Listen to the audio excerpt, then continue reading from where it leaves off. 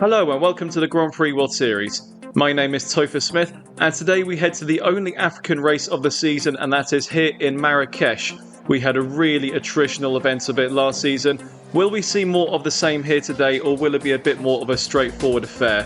Before we get on with it, let's remind ourselves of the teams and drivers' standings, starting off with League 2 as always. And Ryu Hirakawa, after winning the last two races in a row, is aiming for a hat-trick today. He holds the lead of the championship on 84 points, 14 ahead of Pato O'Ward on 70, and a further 12 of the second Toyota driver of Nyck de Vries. Fei, not a race winner yet this season, but consistently scoring points, and that has put him fourth in the championship on 57. Colton Herta and Romain Grosjean, the two Spiker drivers, are 5th and 6th in the standings on 55 and 46 points respectively. Felix Rosenqvist, our defending champion, 7th on 44, ahead of Gabriele Mini on 43, Luke Browning on 36, and Daniel Kvyat rounding out the top 10 on 29. As for the teams, Toyota has quite a comfortable cushion at the moment. 142 points for Mike Gillespie's team, 31 ahead of Spiker on 101 as it stands. Ram Racing a further 2 points behind on 99, and then Prima down in 4th on 70. Bimoto KRT on 57, 40 Quarter on 55. Simtek also on 55, but 40 Quarter ahead on Countback. Opel 8th on 49 ahead of Iron Dames on 27, Mazda on 23, Chip Ganassi on 22, Sax Speed on 15, and M Sports propping up the field as it stands on 6 points. They'll be hoping to get some more points onto the scoreboard here today. Before we run you through the grids, just one driver change to make a note of, and that comes at the Simtek team, where Luke Browning has been benched for this round at least, with Kakunashin Otter coming in for his debut in the Grand Prix World Series. James Knox, the team manager, deciding to put Luke Browning onto the bench for today as a punishment for his part in Tomoki Najiri's retirement at the last round in Ricardo Tormo. Kakunashin Otter, maybe he'll do well enough today to earn himself a drive for the rest of the season. That is for James Knox to decide. We'll see how he gets on in today's race. So now let's take a look at the qualifying results and see who will line up where. And it is another pole position for Nyck de Vries. He's been one of the benchmarks in qualifying so far this season, and he qualifies over a tenth of a second ahead of the two Spikers of Romain Grosjean and Colton Herta, those two drivers looking to get the team back on terms with Toyota in the championship standings. Hirakawa, our championship leader and potential hat-trick hero today, will start 4th on the grid here today. Fei 5th in the Prima alongside his teammate Tomoki Najiri, looking to make an impression on his second race back in the championship. Daniel Kvyat 7th in the Opel ahead of Finn McLaughlin, Joel Eriksson and Felix Rosenqvist rounding out the top 10 to squeeze together on row 5. Kakunashin Otter for his debut will start 11th ahead of Antonio Giovinazzi. Gabriele Mini 13th alongside Scott McLaughlin, and then Nick Cassidy, the two Mazdas together on the grid. Ayumu Iwasa 16th ahead of Pato O'Ward. A bit of a disappointing qualifying there for one of our championship contenders. Earl Bamber 18th ahead of the two Zack Speeds of Philippe Salaquada and Steph Dusseldorp, the team's best collective qualifying efforts of the season so far. And Philippe Salaquada, who has only ever qualified on the back row, putting that car in 19th is a great achievement for him today. And at the back, Joseph Newgarden, Dorian Pan, Igor Fraga, Leonardo Fornaroli, Sharma Lacey and Jamie Chadwick looking to move themselves further up the order today. So will Hirakawa indeed get that third win in a row and join Antonio Felix da Costa as the only drivers to have achieved such a feat? There is only one way to find out. Let's hand it over to the commentary box where Tom Cairns is ready and waiting to get this one underway. So Tom, let's hand it over to you. It's Marrakesh time. Nyck de Vries on pole again for Toyota. Unlucky last time out at Ricardo Tormo, but he's hoping to put it right and keep himself in the running for the Drivers' Championship in League 2. Lights are on.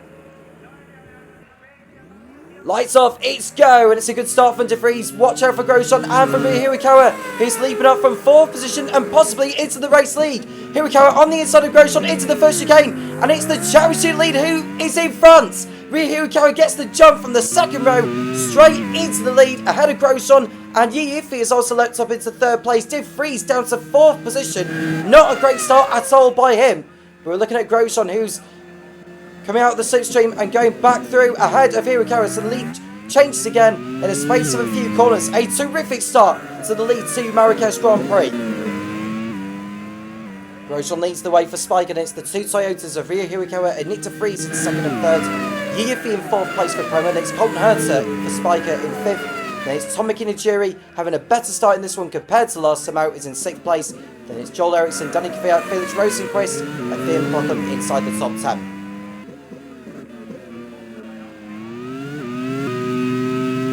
And we look at Theo McLaughlin right on board with, attempting to go by the 40 and the newly crowned winner of the Indy 500, Felix Rosenquist, and Theo McLaughlin runs into the 40.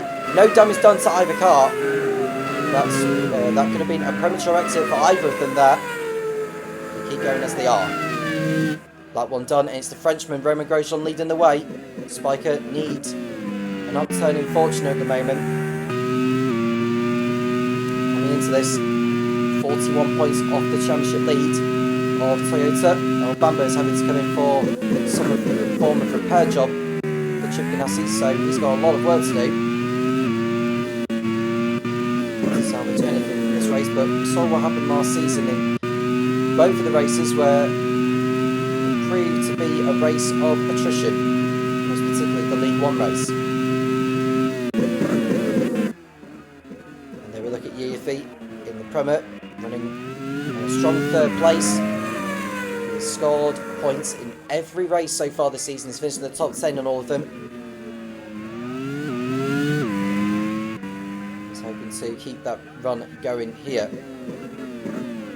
Yiffy already has a race win to his name at Campo Grande last season when he raced for Lancia. He's chasing his 2nd win as we speak.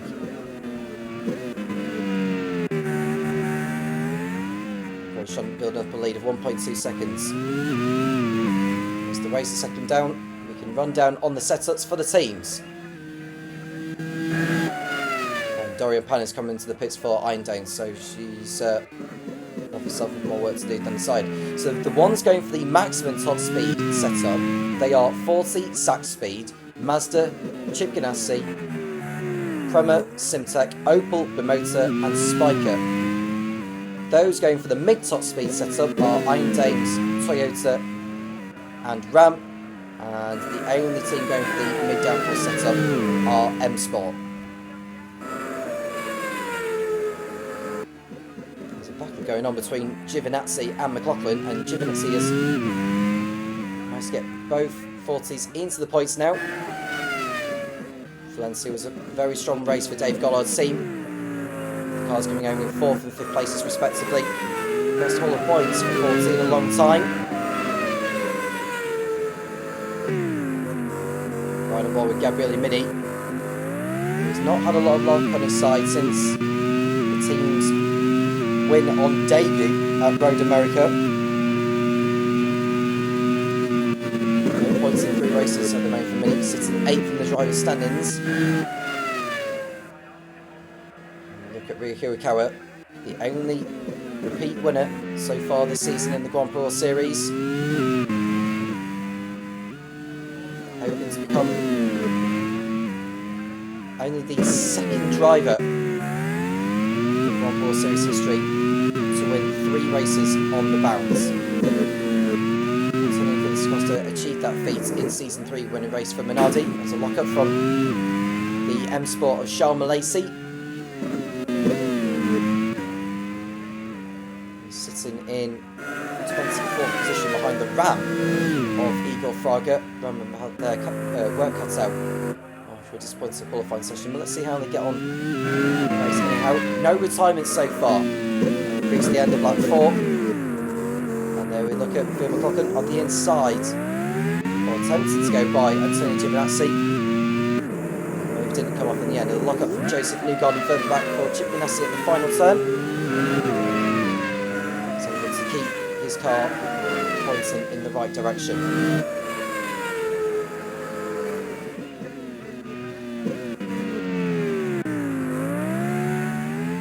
It's lap 5 and it's so far so good for Spiker. Yiffy, Prema go into this 4th in the standings. There's the top 3 teams that go up at the end of the season to League One. sit 29 points behind third place Ram, so they could do a good haul of points here. On track for an instant return to League One after going down last season.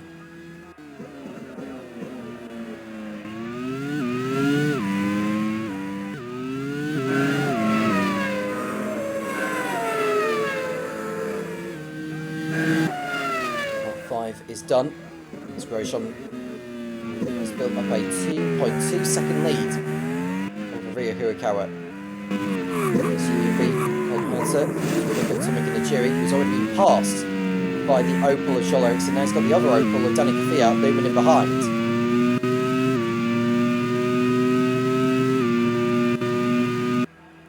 And there goes Kvyat out of the slipstream, and this should be a textbook overtake from the former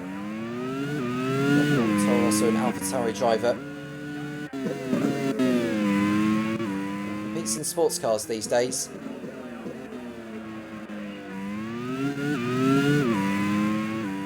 See Grosjean making this look so easy. The man who won Trello dos Funes.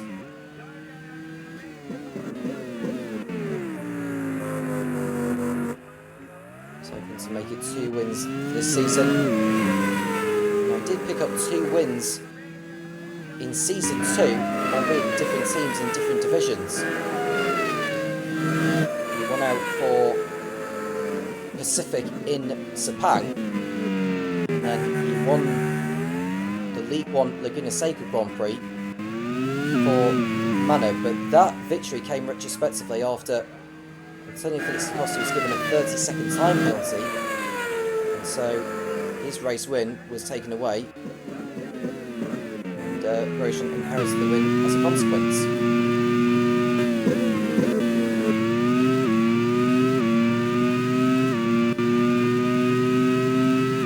So far this season, we've been to Road America, been to Aruba in the Caribbean, QC Brazil, Trello de los Funes in Argentina.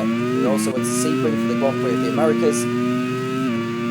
Then we've had 2 races in Europe, Dijon-Bourgogne in France and Ricardo Tomo Spain. Today is Marrakesh. After this one we go to Donington, which will host its first round ever in the Grand Prix Series. It's off to Hockenheim in Germany and just stop Sweden. It's to Mugello for the Grand Prix of Europe. And it's off to Asia, beginning at Hanoi, Vietnam, Sepang, Malaysia, Buriram, Thailand. And it's to another new venue for the championship at Motegi, which will be the host for the Grand Prix of Asia. The last 2 championship rounds of the season will be at Phillip Island, Australia, and then at Manawatu, New Zealand. Following that last championship round, there will be a non-championship Macau Grand Prix, where the top 13 teams, highest scoring 13 teams across the 2 leagues, will be competing in. And there we look at the debutant, Kimishin Ota, substituting for Luke Browning in the Simtech. He's running in a respectable 13th position. To get by Yimo Waza just now. This will be a new experience for him, as it is for him. Well, when Grosjean was hoping to come away with the win this summer, there's a locker from the sack speed of Philip Salaquada, and I think that'll be an easy overtake here for the Mazda of Nick Cassidy, who goes on by. So position lost there for the Czech Republican.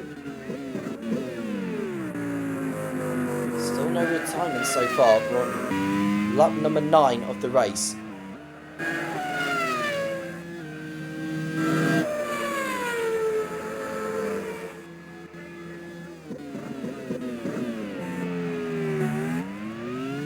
looking at the top 10 drivers in their positions,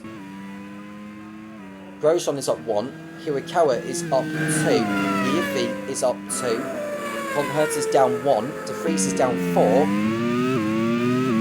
Joel Eriksson is up 3, Danny Kvyat is in the same position, Tomek Inajiri is down 2, Felix Rosenquist is up 1, Phil McLaughlin It's down 2. And there is Pato Ward. Going past Steph Dusseldorf for 19th.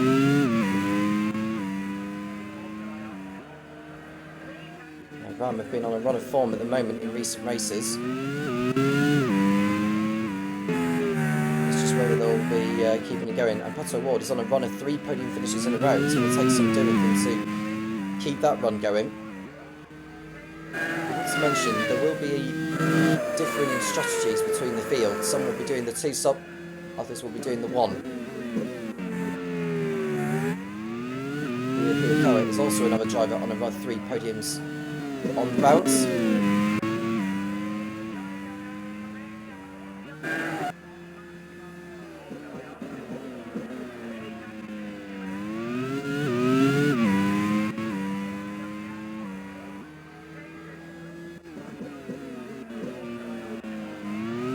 He's going to glide his way through the chicanes. There's the hairpin before the lap is out. So that is lap 10 done for the race leader. Hirakawa moved into the top 10 in the all-time stats for most number of wins by one driver. He's now tied with Nick de Vries and Callum Ilott. If he was to win today, he'd go joint 4th with Sebastian Boemi, Jean-Eric Verne and Shane van Gisbergen.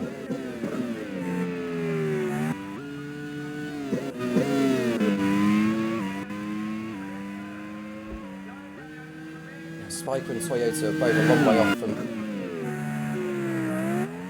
getting into the top 10 for the all-time number of wins via team.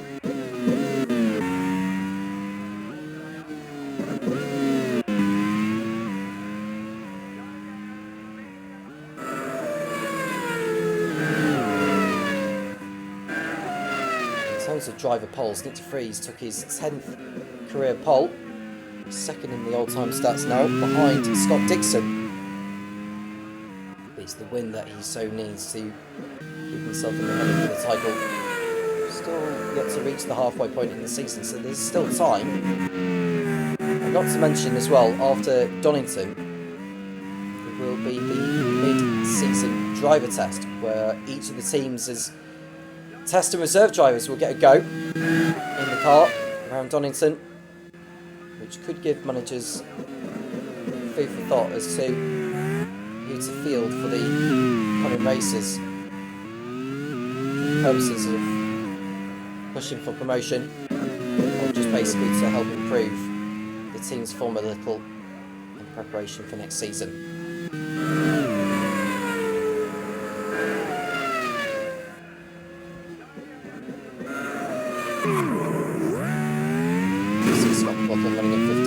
Barrier. Scott hasn't exactly had the best of season so far, just 2 points finishes from the opening 7 races. I thought it would be involved a little more in the championship fight. Mazda are where they are for a reason. The standings on 23 points, only Chip Ganassi, Zach Speed and M Sport have picked up less.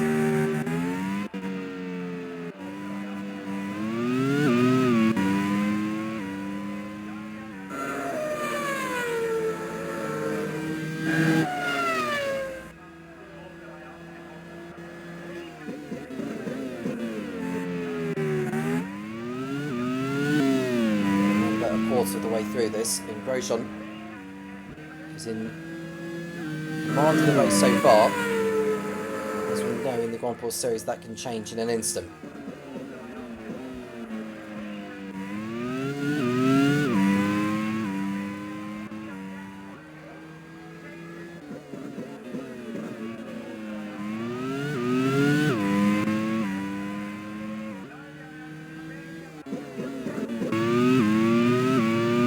Now, if either Rio Hirakawa or Pato Award were to come away with podium finishes today, they'll join Callum Ilott, Marcus Ericsson, Antonio Felix da Costa, Mick Schumacher and Scott Dixon to finish on the podium in 4 consecutive rounds.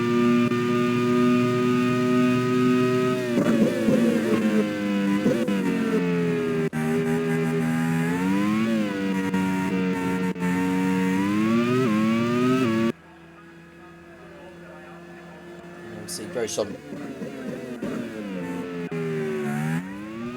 into this race, 6th in the standings after his podium at Ricardo Tormo, which ended the run of 4 consecutive non-finishers. Now, we should expect the first round of stops to begin and run about lap 16 or 17, and those on the one stop will be hitting around about lap 24, 25 or 26.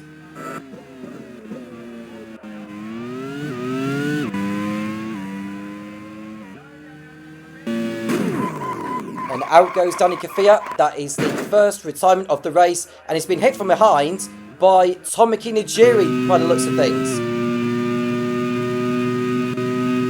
I don't know what the issue was for Kvyat, whether he clipped the barrier or we had some form of technical issue. He had some form of technical issue, did Kvyat, and Nijiri just couldn't avoid running into him. Well, Kvyat needs to pull off the circuit, otherwise it's going to become a huge obstacle course for the drivers, and that's the 40 trying to go by. That was Felix Rosenqvist. That could have caused a bit of a problem, but Kvyat has stopped over at the final chicane and his race is run. Nijiri comes in for front wing repair.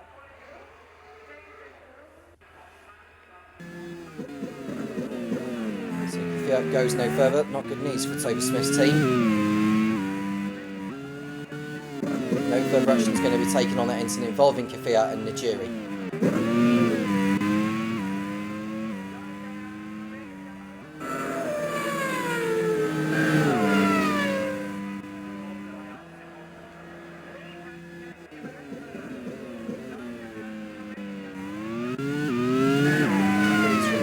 Is catching Herta. Herta is going after Yi.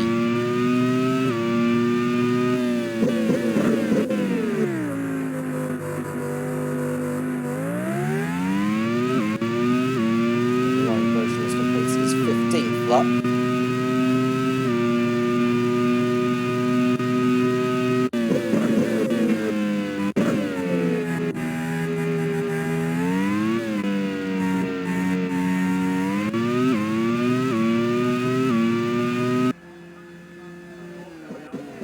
Grosjean in the lead. Hirakawa in second place, 3.9 behind. Philip Soliquada has made his way into the pit lane for Sax Speed. So the first round of stops are well and truly underway.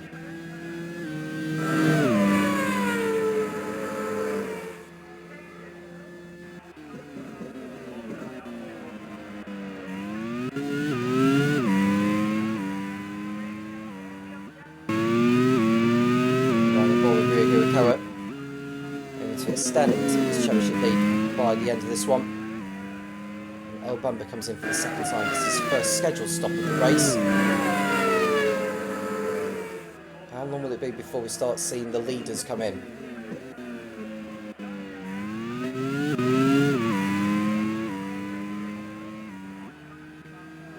Grosjean continues by, as does Hirakawa, as does Yi. Herta goes on by. As does Ericsson.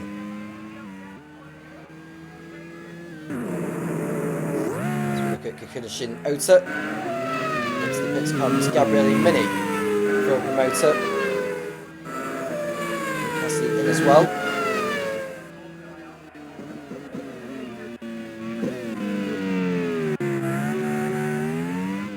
That's Award heading for pit road. Oh, was that front wing damage for the Mazda? It was. Scott McLaughlin has clipped the curb, or has hit the barrier. He's going to have to spend a whole lap with that damage before he comes into the pit lane. He had a lock-up to begin with.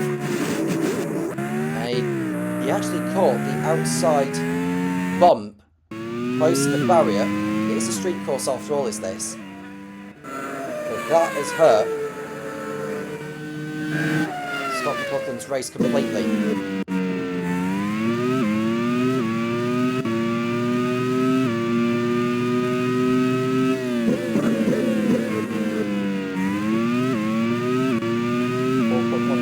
Margin between Grosjean and Hirakawa. He's another 3 seconds back, nearly, in third position. Taking much of Yi. He's heading for the pit lane for his first of 2 stops. Through goes Newgarden on McLaughlin.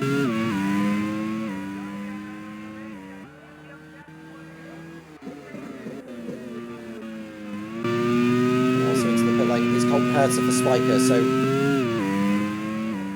maybe see an undercut from Colton this time around, but it's not going to be on Yi, because Yi's already made his way out of the pit lane.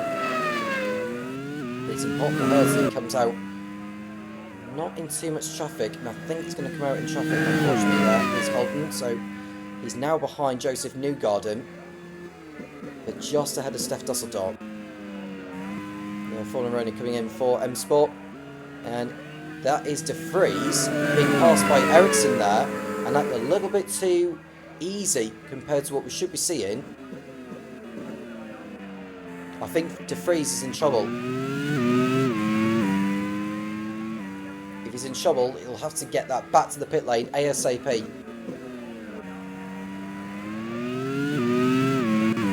It's not going to help Michael Espion. Ryu Hirakawa has come into the pit lane on this lap as well, so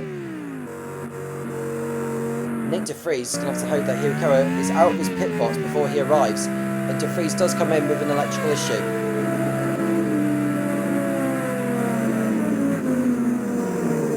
And he's going to be stopped behind his teammate, not too much. So he doesn't lose too much time, does De Vries. But he's actually put fuel in for the rest of the race now. So De Vries will not need to pit again.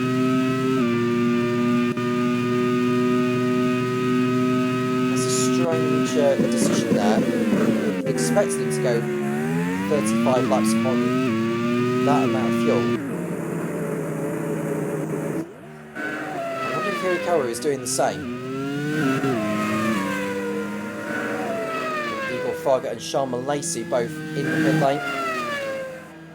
Don't know if you feel the only retirement of the race. It's gearbox problems that forced him to retire.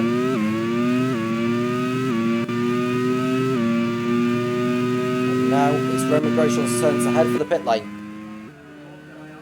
which could hand the lead over to Joel Eriksson. So Eriksson's now in the lead. Felix Rosenqvist will go into second place. Is Iyuma Iwasa going to do the same and head on by into P3? No, he's in the pit lane. So Grosjean will come out in some good clean air. He's a fair bit ahead of Hirakawa as well.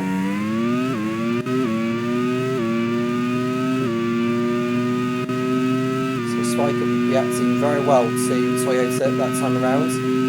Nick De Vries, after his early trip to the pit lane that desired, is now in 9th position.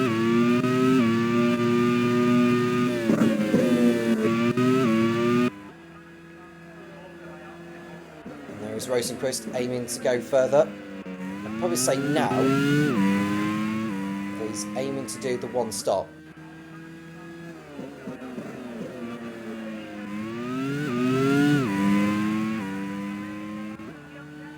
And down the last back straight before the hairpin. Ericsson now has decided to come into the pit lane. That hands the lead to Felix Rosenqvist. Grosjean back into second position.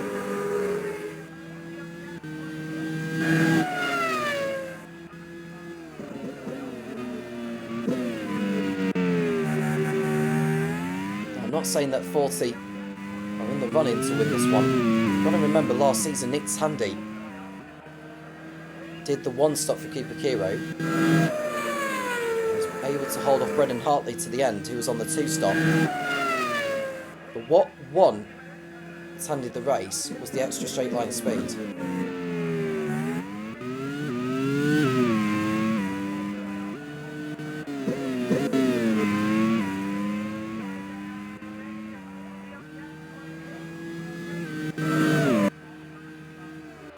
See, Elon Frager. That is Joseph Newgard, I believe. It's just, oh, that's De Vries in the barrier! Front wing broken, and that has hurt De Vries' race even more now.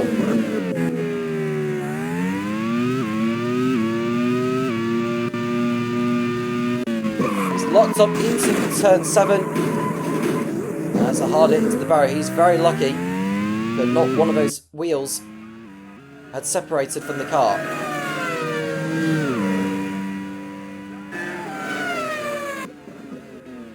And through goes McLaughlin on Machiri. And Felix Rosenquist has come into the pit lane for 40. Romain Grosjean, as we say that, has posted a new fast lap of the race. There's Chairman Chadwick, who starts from the back of the grid. He's aiming to pick up her first points since that 4th place finish in Road America in race 1 this season. Prix comes back into the pit lane. His chances of finishing in the points have been severely dented. Right now it's an advantage Spiker. Grosjean's now 5 seconds clear over Hirakawa.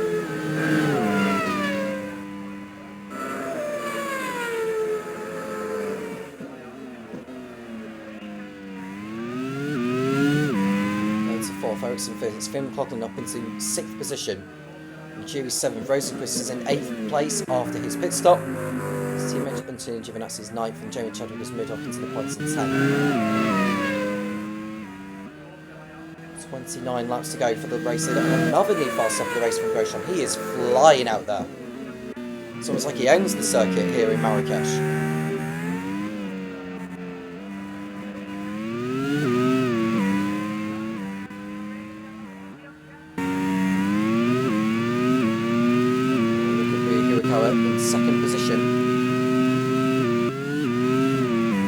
That's an engine problem for one of the Mazdas. That has to be Scott McLaughlin, who's had a race to forget again. Oh, that's the M Sport clipping the barrier and spinning. Gets going again. Now, does McLaughlin get that back to the pit lane? No, he does not. It's race over for Scott McLaughlin.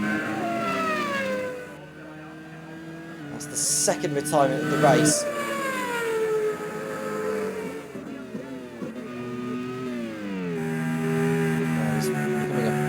Screen to Nick De Vries behind, so he will not be getting in his way. He's in a dangerous spot there, and he's been punted by Sean Malaysia, and Malaysia has lost a wheel. That's going to really displease the M Sport team boss.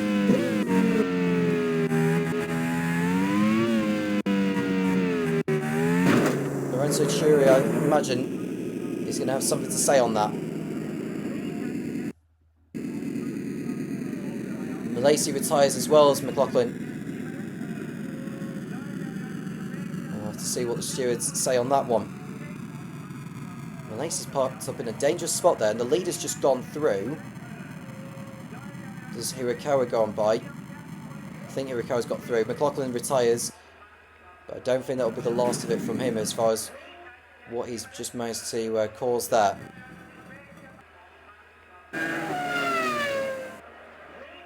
Malaysia is out as well.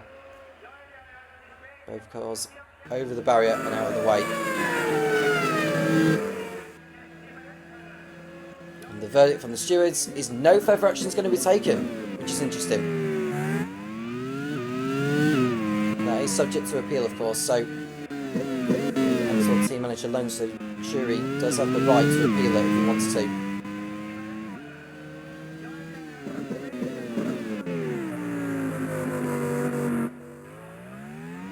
Grosjean. Dominating proceedings at the moment. We saw that earlier in the season, where Tom Cairns was dominating. And as we see this racing Chris go over the curbs, but avoiding the barrier.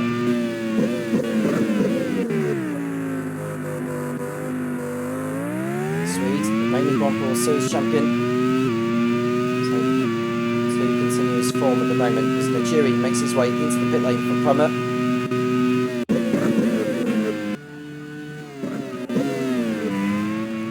Grosjean is coming up towards back markers now, so this could be a problem for him really in terms of getting through these. There's a shorter racetrack here, Marrakesh, compared to a lot of the other circuits. 4.5 kilometres long. When you consider the long straights. Ota running in 10th position for Simtek. Barrier on the exit of turn 5, but no harm done.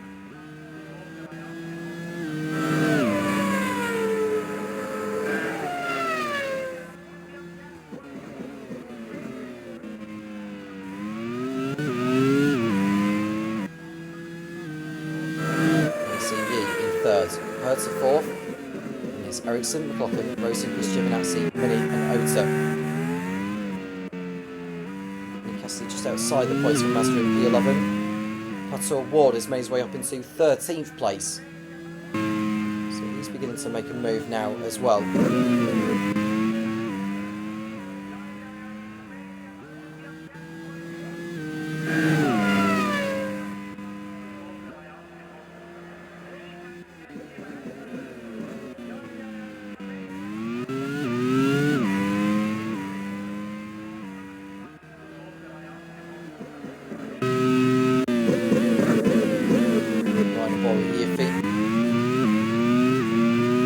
Place, 11 seconds off the lead.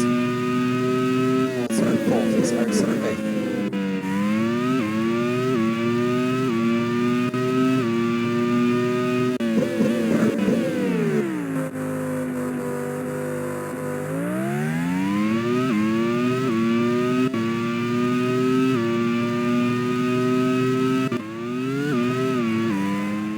See Grosjean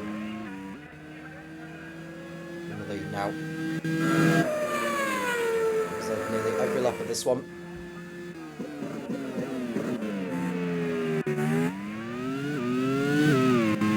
What is Grand Prix Series career? As Najiri goes by the sole surviving M Sport. Or so he thought on Leo Forneroli, and it didn't quite come off in the end. He was on the one stop. De Vries overtakes him. Tries to at the last turn. Going back to what I was saying about Grosjean, he's tasted victory on 3 occasions.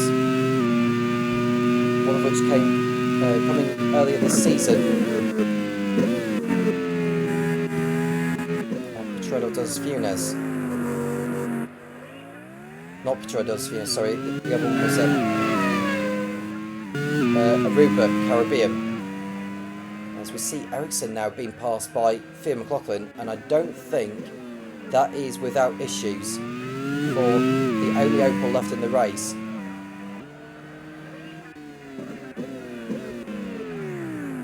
This is going to be an earlier than planned second stop of the race, I think. He's continuing on his way though, is Ericsson.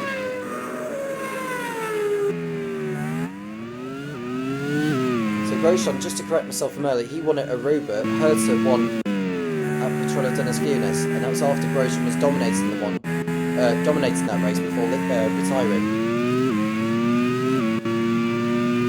So Grosjean's won at Aruba, and as we see, Rosenquist going by Ericsson. I'm sure, that's the reason why. The car's on fire. Ericsson is out of the race here in Marrakesh, and it's going to be no points for Opel.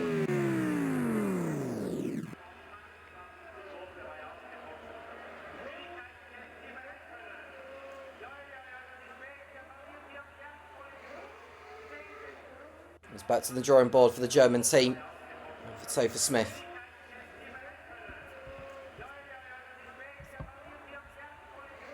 Opal were on a run of 3 consecutive races in the points, but not this time. He's gone, as is El Bamba. He was at the back anyway. El Bamba's season does not get any better. 3 points finishes in a row as well for him. That has come to an end here. He is out.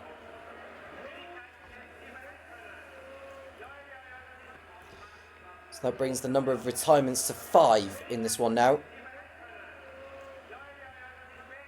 And Ericsson Scott is still not lifted over the barrier. And that could cause problems for all the other drivers still competing.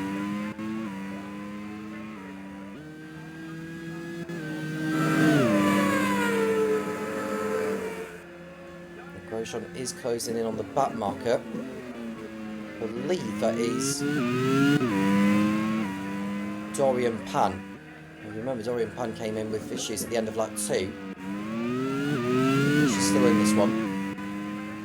Hirakawa is continuing to drop back from the leader now, though. He's a good 4 seconds clear over Yearfeet. Ericsson's retirement has allowed Cassidy to move up into 10th position in the Mazda, so there's still hope for David Young's team to come away with a point.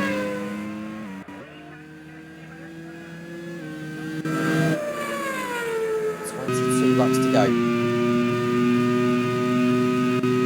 That's in 4th place, and it's McLaughlin, Rosenquist and Giovinazzi. It's been another good race so far from 40 by their standards. If it continues being how this race is playing out for them, they'll leapfrog ahead of the motor to 5th place in the team's championship.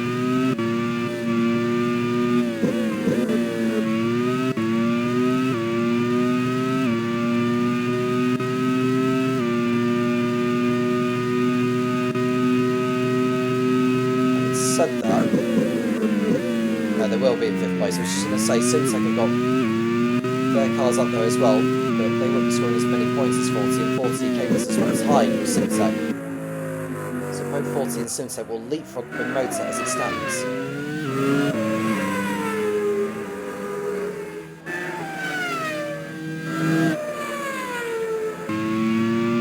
Grosjean started his 31st lap as we had a ball with Potter Award in the Ram.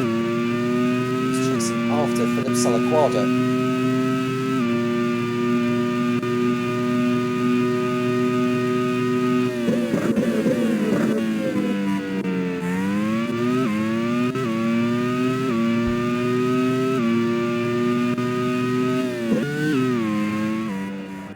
Grosjean in the lead, going after the Iron Dames to lap, and they have removed Charlotte Ericsson's car, and it's over the barrier now, so it's no longer an issue to the whole field, which is good news. There is the League One race to come after this one, so do not go anywhere.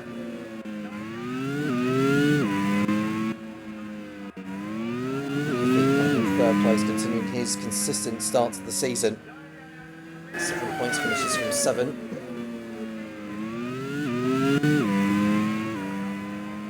Now as it stands, if the positions were to remain as they are, considering that O'Ward and De Vries are both outside the points, Grosjean's win would take him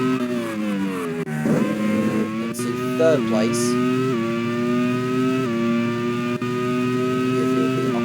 3rd place and Harris will be up to 4th, so Award and De Vries will be down positions in the standings. Hirakawa, meanwhile,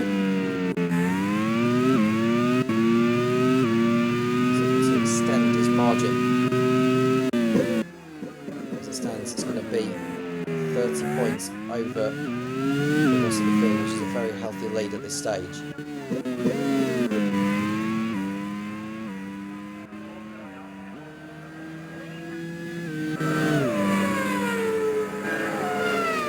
Power, Marcus Ericsson, Callum Ilott, and Hirakawa Soren in the Toyota.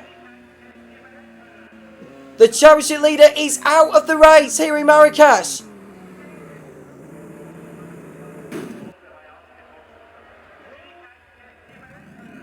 Not the news that Mike Gillespie wants to hear. but it is the reality. Hirakawa retires from the lead to Marrakesh Grand Prix on lap 32. And that spices things up in the championship race.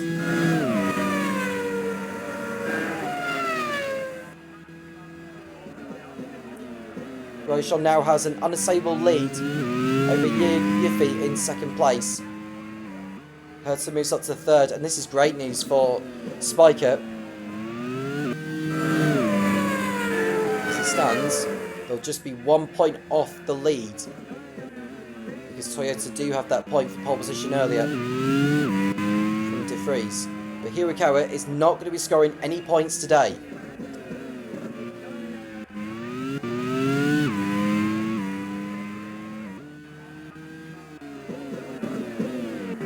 It's the third retirement of the season. He retired in Road America and he retired at Petrola de los Funes.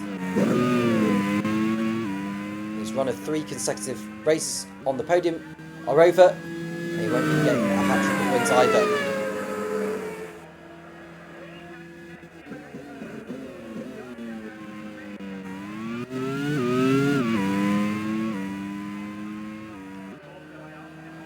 And that retirement for Hirakawa has promoted Philip Salaquada up into the points, and Cassidy is going to help Salaquada's cause as he is about to pull off. That's both of the Masters out of the race now.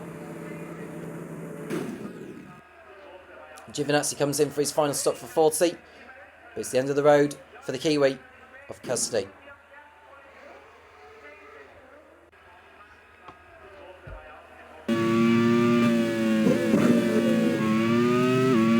Salaquada, who was in the points for a brief period of time, is now in the pit lane. Igor Fargo comes in for Ram.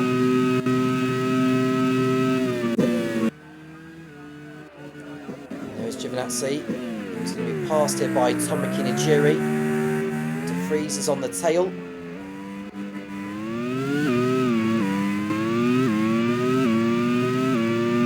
There's Hertha behind you as Grosjean comes into the pit lane for his last stop of the race on lap 34. And there goes De Vries, thinking about a move there. He needs to salvage something from this race, given that Hirakawa has already retired now.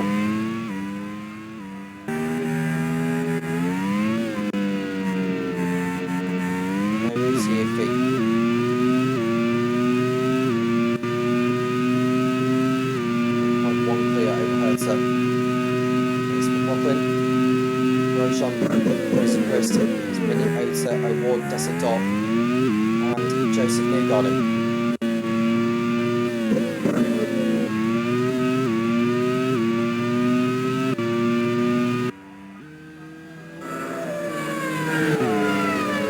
Hertha chasing after race leader Yuffie.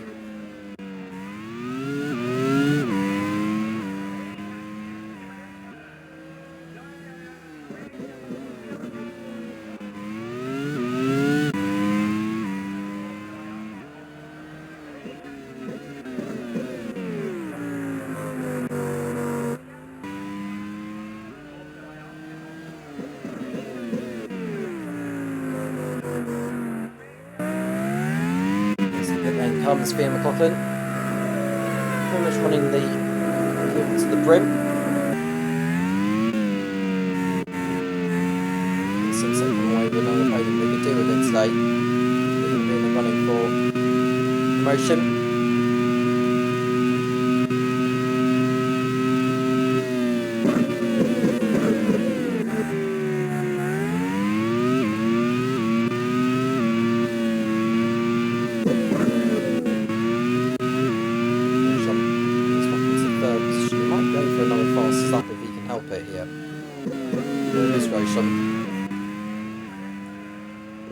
Hertz on board for a brief moment. And we are back with Grosjean.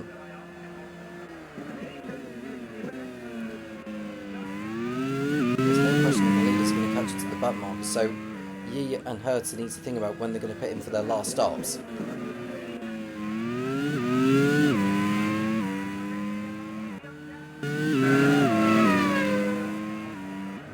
continuing on. Top 2. Might be a bit of a distance away from the next back marker, so might be a bit of time here. Salaquada, who's just pitted, is attempting to go by the Iron Dames of Jamie Chadwick. So there are the 7 retirements from this race so far. Nick Cassidy, Ryu Hirakawa, Joel Eriksson, Al Bamber, Scott McLaughlin, Sean Lacey, and Danica Fiat. Ota comes in for his final stop on debut. Steph Desitop and Joseph Newgarden. Now De Vries won't be stopping again. But he's going to be on worn tyres compared to those who have just come in, which will make it even more difficult for the Dutchman.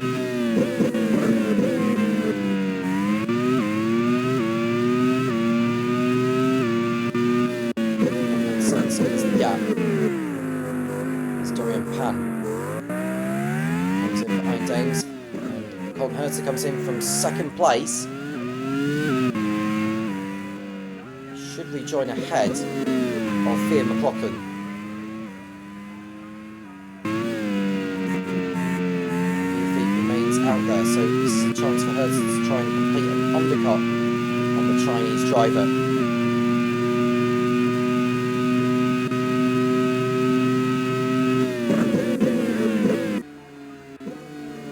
There is Salaquada, who's slowing in the sack speed after a good run. It's a sorry sight for Chris Hosey. I had hoped for more than this. Now goes Philip Salaquada. His teammate's still going. He will move up to 15th position. There's a puncher that's forced Salaquada out.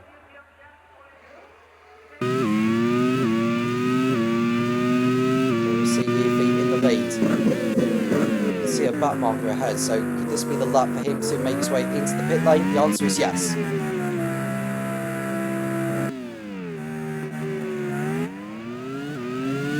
think he did the right thing to come in on this, otherwise Herter probably would have completed an undercut on him to move into 2nd place effectively.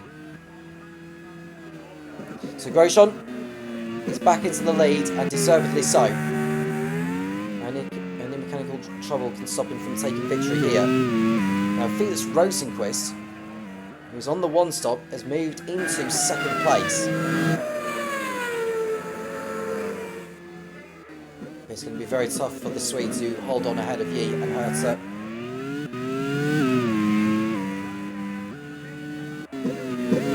Ward are also in. Motor and Ram.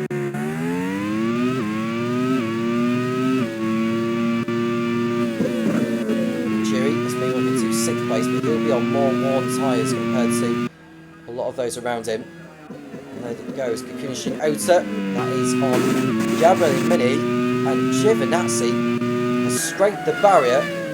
He's lucky to keep going, but he's now got Nick De Vries right on his tail. He's thinking about going for a move, and De Vries has passed Giovinazzi.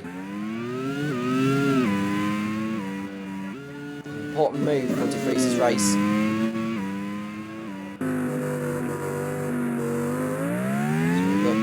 Rosenquist in 2nd place. There's Grosjean locking up at turn 1.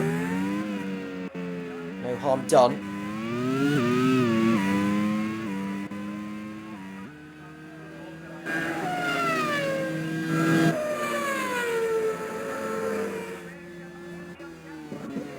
Rosenquist, Yi, 2nd, 3rd, Herter 4th. So Herter was not able to complete an undercut on Yi. You will have a slight advantage with tyres.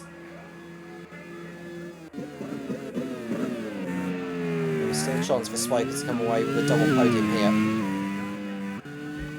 It's Felix Rosenquist on his way to his 2nd podium finish of the season for 40. It's been a promising season for Dave Bollard's men. Now, I'm not saying they're in the running. Well, that is Felix Salaquada's car that is still parked there. Not exactly ideal, but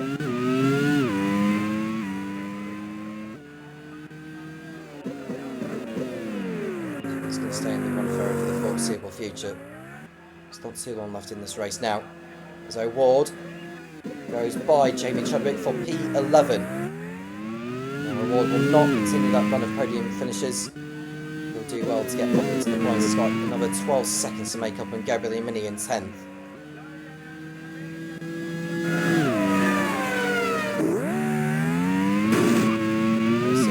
Who's just in front of the race leader Roman Grosjean.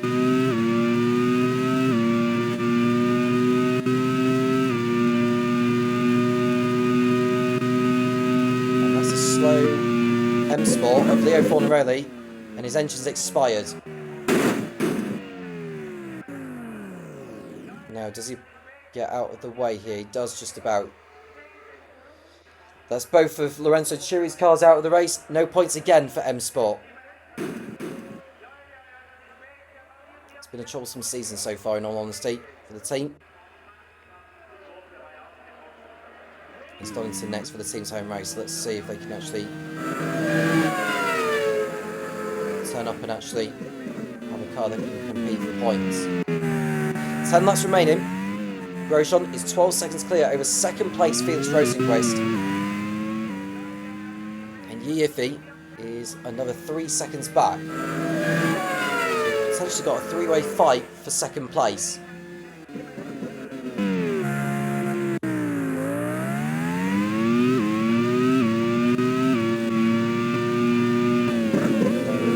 Grosjean closing in on Iwasa to lap. Iwasa has not had the best of season so far. 2 points finishes from 7 races. It's unlikely he's going to be scoring in this.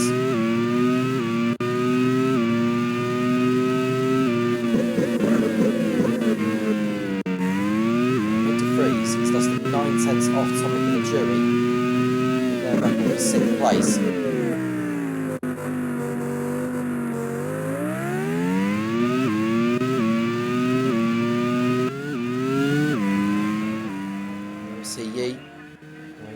Rosenquist has just lapped the Iron Dames of Dorian Pan.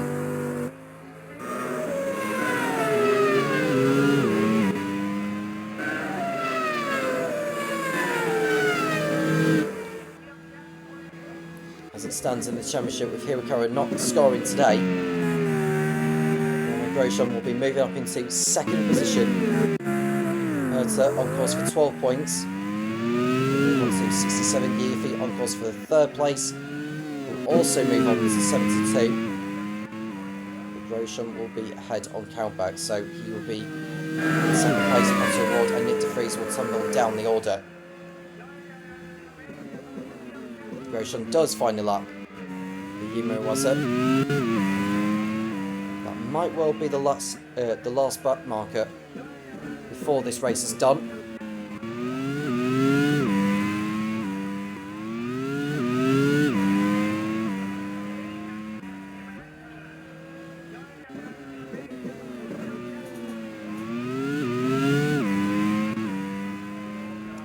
Teams Championship. Race for the title. Well, Toyota's lead is going to be gobbled up by Spiker pretty much. Grosjean in course for victory. Hertha in 4th, which will be 37, plus the point for Grosjean's fastest lap. That'll move Spike on to 138 points. Or 139 rather. Toyota on course for 7 points because de Vries got that pole position earlier, and potentially 6 points for finishing 7th. They'll move on to 149, so the gap at the top will be down to just 10 points between Toyota and Spiker. Ram are not on course to score points. They've got O'Ward running in 11th place and Fraga in 13th. As for Prema, we've got Yi in 3rd and Nigiri in 6th, which will give them 23 points. So what was a 29-point gap, down to 6 between Ram and Prema. But Motor are not on course to score points. 40 are on course for a good haul of points again. And that's an engine problem for Igor Fraga in the Ram. And that sums up the team's day.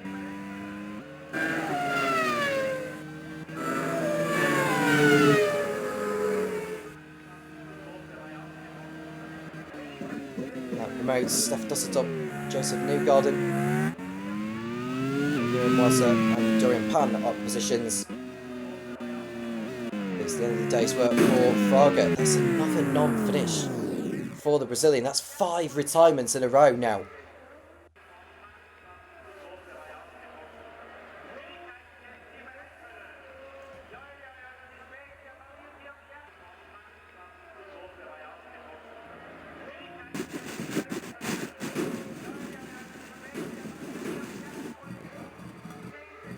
Fraga's car is lifted over the barrier. He's right on the tail of Rosenquist for second place as they come through the chicane where Salaquada's car is parked up. I'm just not so sure that Rosenquist is going to hold on here, unfortunately. This is important for Prema. Get your feet onto the podium.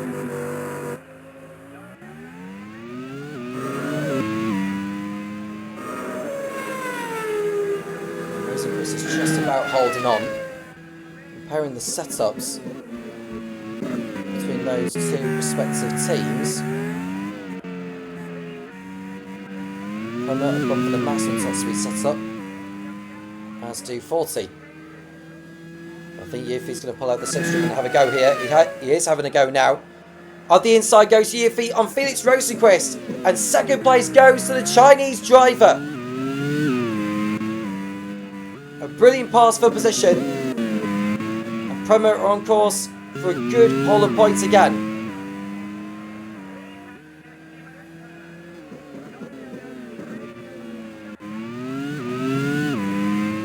And there's Grosjean continuing on, just 5 laps to go at the end of this one. It will be Spiker's 3rd win from 8 races competing in the Grand Prix Series. They are very much in the running for promotion. There's Yuffie in second place in Herta. He's closing in on Rosenquist now. He hasn't got long left to make his move. That's the American.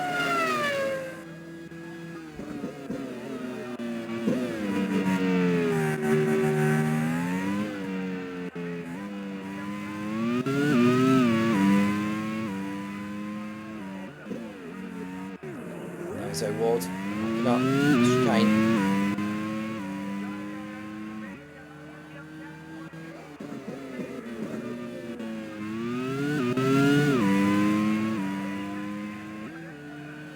Ward is just going to have to hope for other drivers to fall by the wayside in the closing laps, which is possible. Rosenquist has got Herta right on his tail now. We need to go to that battle. Grosjean navigates his way through the last chicane of the lap.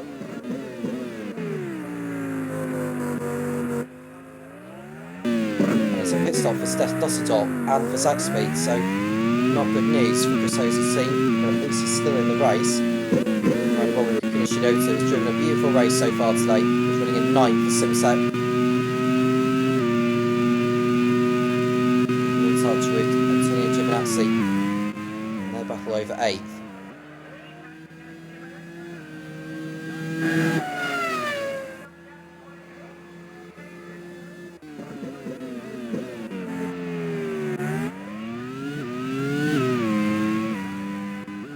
Grosjean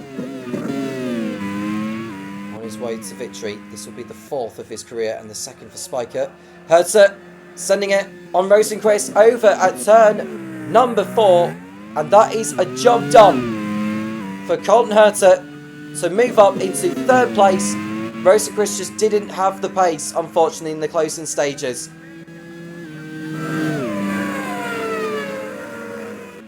That's important for the championship as well.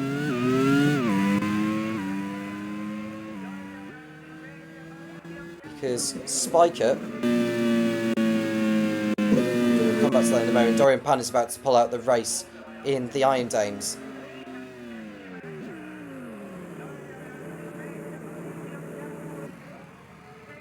And it's a front suspension failure for the French driver.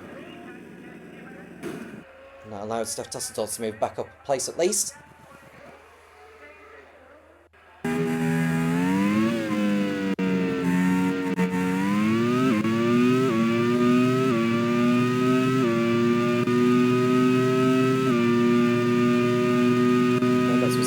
Spiker, on course for 41 points to Toyota 6. So what was a 41-point gap shrunk to just 6 points.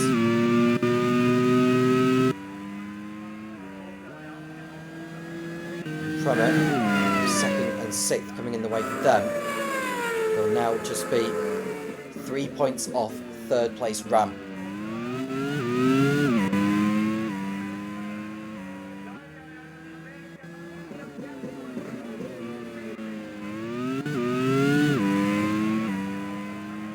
The penultimate lap has started.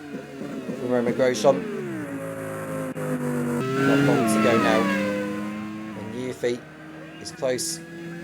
It's continuing his 100% points scoring record for this season. And is that Mini stopping? It is stopping. And Gabriel Mini has pulled out with 3 laps to go. And that is going to hand the final point to Pato Ward. It's a rear suspension failure for the Italian.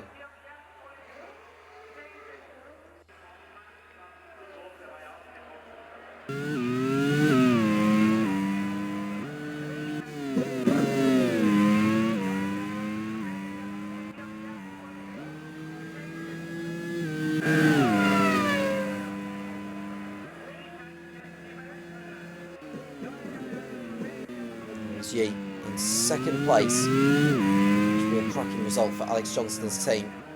And the jury on course for his 1st point since his return. And he made it as far as turn 1. Product hormone. He's going to go the full distance here. Giovinazzi and Ota.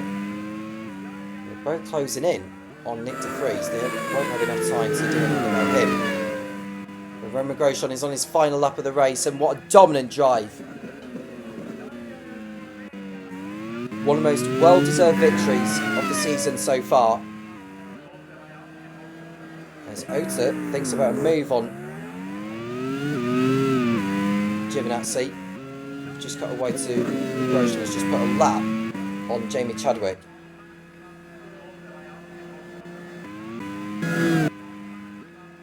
But what a race again it has been for Spiker.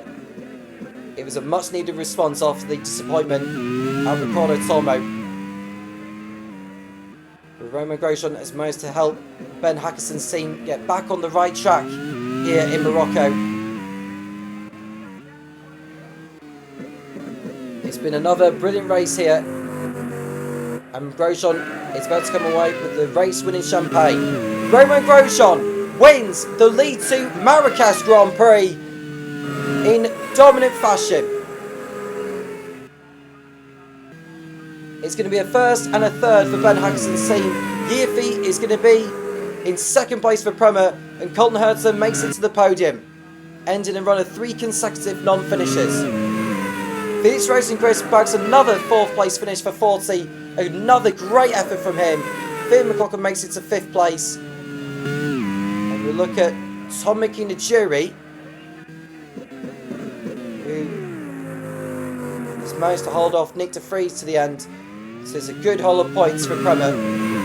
Jury finishes in 6th place. De Vries in another disappointing 7th position. And then it's Antonio Giovinazzi and Yuki Tsunoda finishes in the points on debut for Simtek. Well done to him. The final point of the race will go to Pato Ward and for Ram. It could be a very important point later in the season.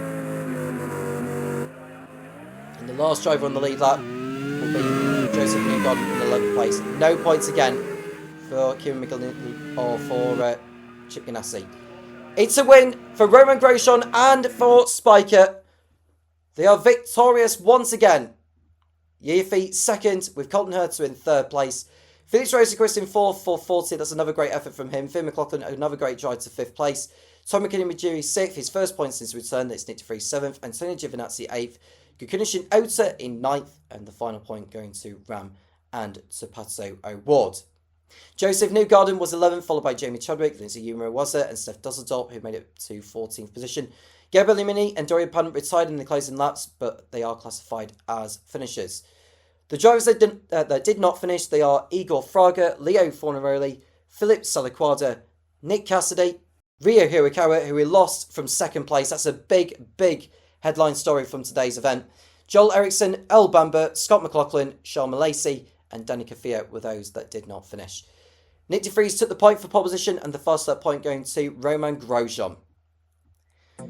The championship has spiced up once more. Spiker taking an enormous stride towards the team's championship. They are now just 6 points off Toyota, who have had a day to forget this time. Ram's poor show today has allowed Prema to close in the battle for that third and final spot for promotion. It's really hotting up. As far as the Drivers' Championship is concerned, Ryo Hirakawa will not be feeling as comfortable after that. Romain Grosjean's win has moved him up the order. And it's Yi Yiffy who moves into second place with his runner-up spot today. He's on 75 points. Romain Grosjean moves up to 72. So the gap at the top has come down to just 9 points. It's time to run down on the League 2 Drivers and Teams Championships in the voice of Topher Smith. And we'll be back for the League 1 race very shortly. So a second win of the season for Romain Grosjean and a good day all around for the Spiker team after getting both of their cars onto the podium. Toyota having a poorer day as Hirakawa did not get the hat-trick that he was looking for, and de Vries finishing a bit down the order means that Toyota only scoring a few points here. What has this race done to the championship standings? We can take a quick look. Despite retiring, Hirakawa has kept the lead of the championship on 84 points.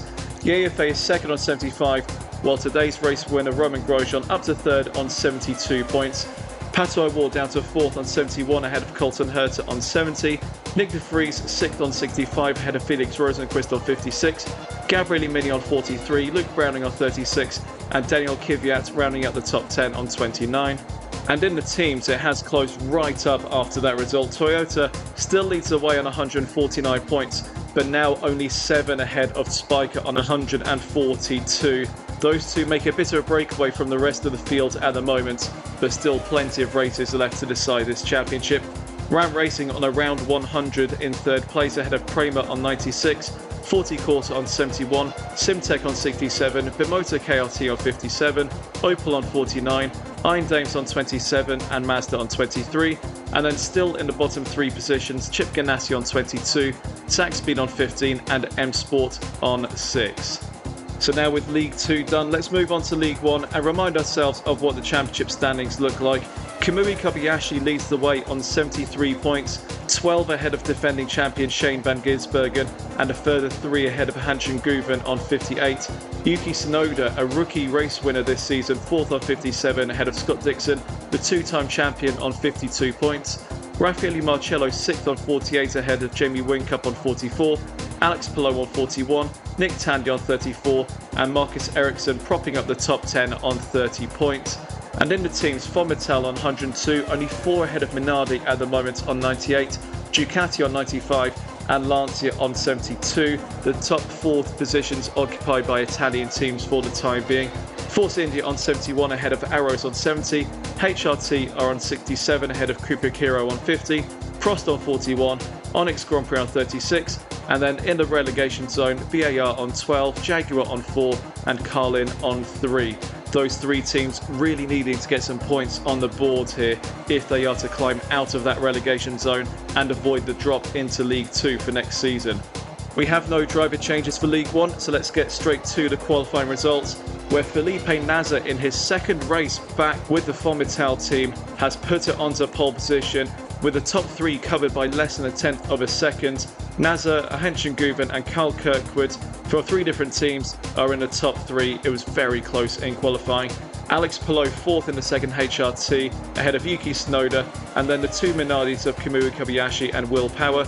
Shane van Gisbergen 8th in the Ducati ahead of Alessio Rivera and Raffaele Marcello.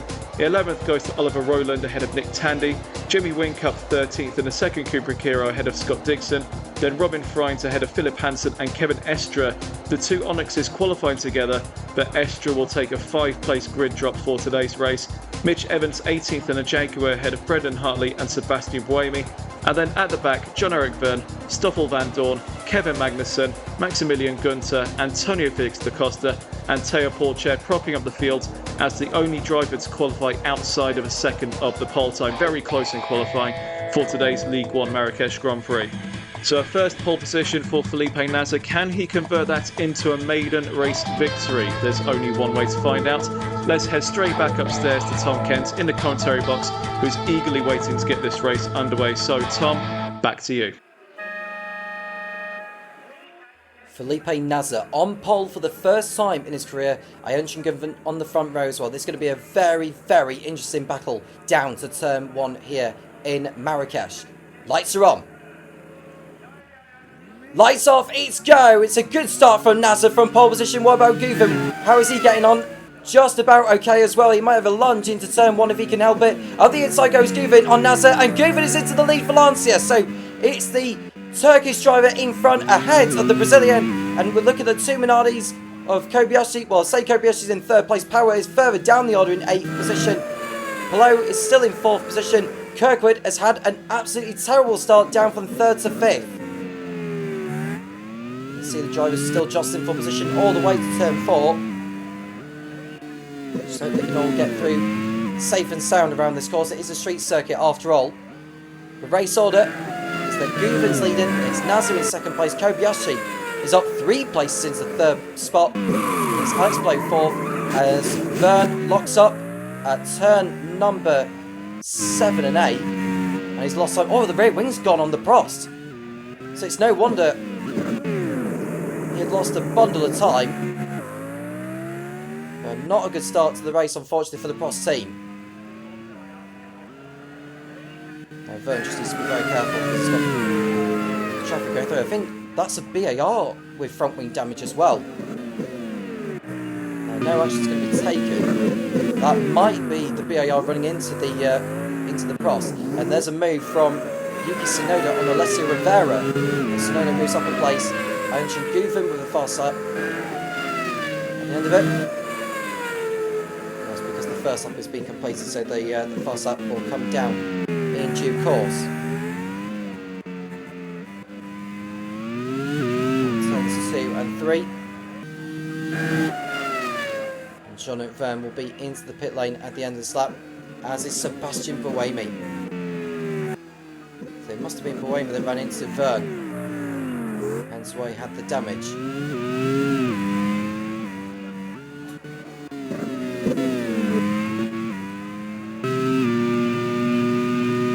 look at the championship leader, Kamui Kobayashi, who ended his long winning drought with victory at Ricardo Tormo. And there goes Tandy on Power, so Power is now down to 10th position. On a heavier fuel load for this one, we shall see. There is the man who took victory at this very race last season, Phil Hansen, running in 13th spot ahead of Oliver Rowland. Robin Frines is in 15th place. There's a new fast up for the race from Guven on the lap 2. And Kobayashi's now into 2nd place. Nasr's down to 4th. What's happened to Felipe Nasr? Is Porsche, who's also got front wing damage and is collided with the Carlin, and is also heading for the pit lane. It's been a really messy race so far for BAR. It must have been a terrible season.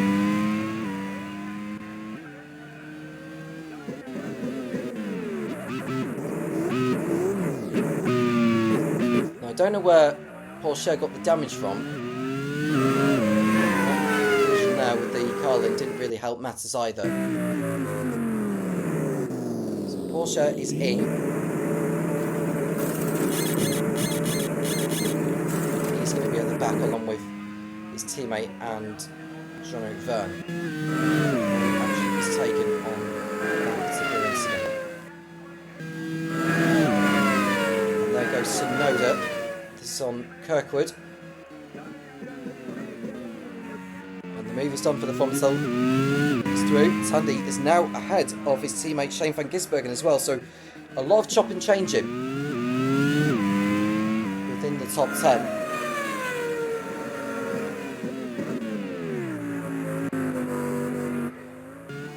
And one down on the setups as Power sends it up the inside of Van Gisbergen. That was a lunge and a half from the Australian, but it paid off in the end That's a good pass there from the Minardi pilot. Now, as far as setups are concerned for this race, the one's going for the maximum top speed setup. They are Ducati, Onyx, Arrows, Von Mattel, HRT, Minardi, BAR, Prost, Carlin, Cooper Hero and Lancia. The only ones going for the mid-top speed setup are Force India and Jaguar. No one else has gone for any of the other setups.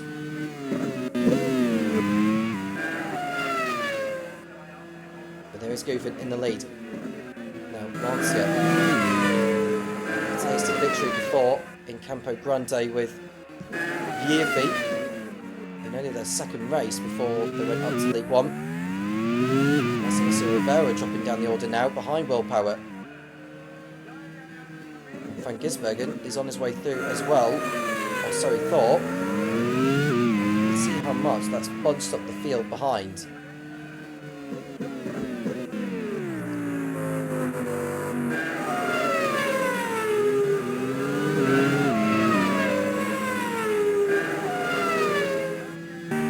Got a car in the pit lane now as well. Didn't spot who it was that went in. Might have been Robin Frines, you know. He's had to go into the pit lane. It is Robin Frines. This is the fourth driver having to make a pit stop prematurely.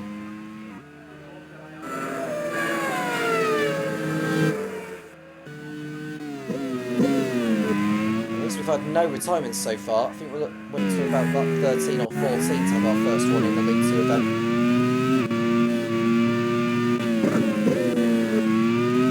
Out of 51. Guven, Kobayashi, Hello, Nasser, Snowder, Kirkwood, Tandy, Power, Rivera, and Van Gisbergen. Tandy's now got past Kyle Kirkwood. And we look at Théo Pourchaire at the back.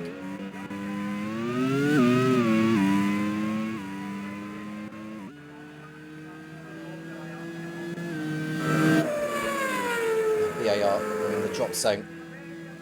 Relegation looming large at the moment, even at this stage. 24 points for safety.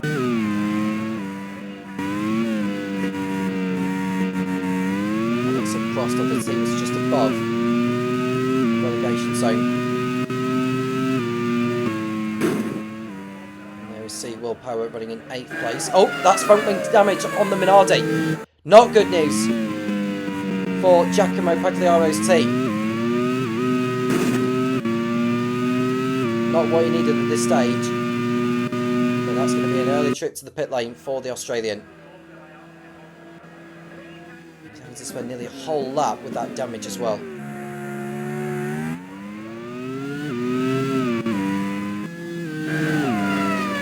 Let's see Kobayashi running in 2nd place. 3rd spot is Alex Blow.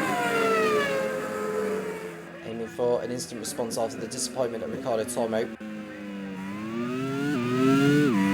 Through goes Rivera on Power.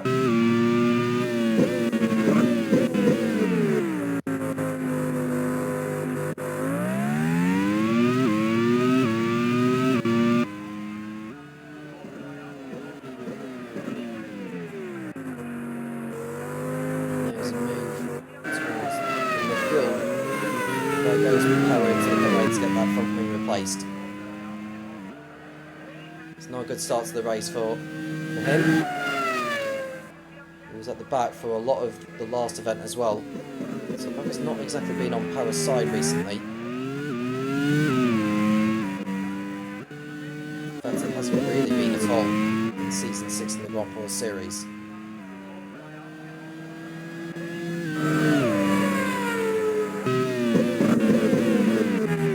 Roland. There's Hansen in front. There's Cabinastra behind as well. There's a lock-up from Kevin Magnussen.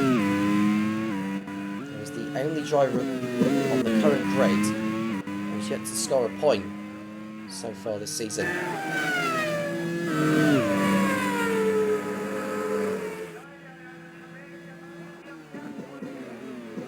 Power rejoins in 23rd place behind Robin Frines.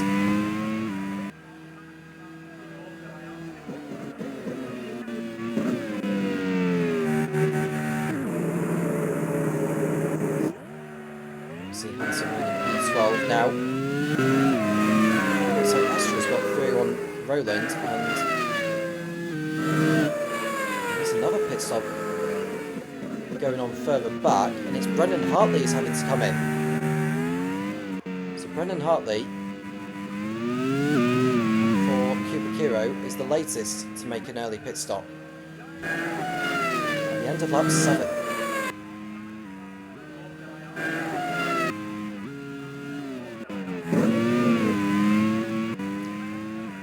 And Estra's now through on Hansen on circuit.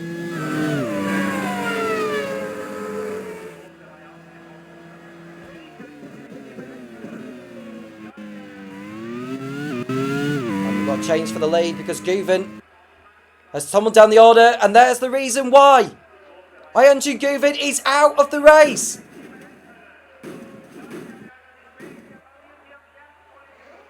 The first retirement of the race, it's the leader that goes.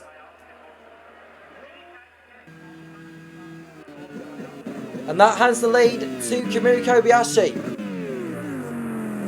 And there's more front wing damage further down the field. It's Raffaele Marciello. More drama going on in this one. It's amazing we've only had one retirement in this race so far.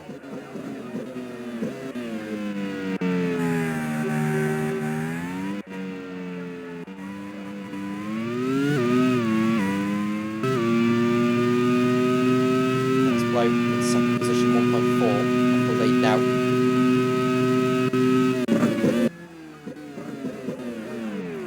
Aiming for back-to-back wins. There is Kevin Magnussen attacking Mitch Evans. At least the Carlins and the Jaguars have profited from others' misfortunes, so there is hope for those teams at the bottom of the table who should start picking up some points here. There's Tandy, who's got Kirkwood for company.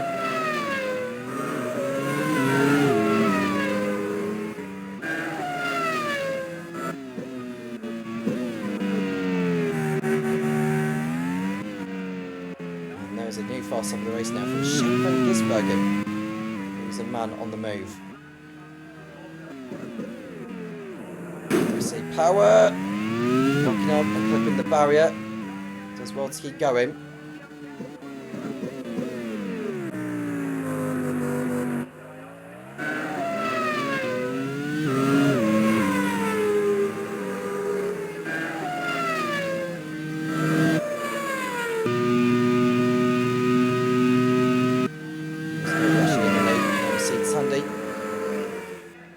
Out with Yuki Tsunoda.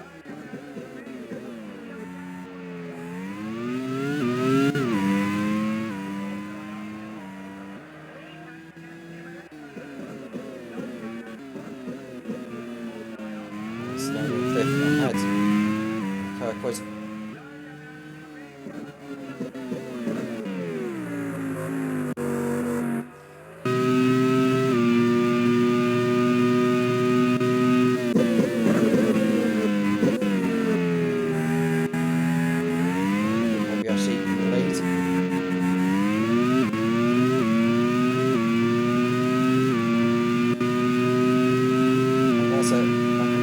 Position after being on pole.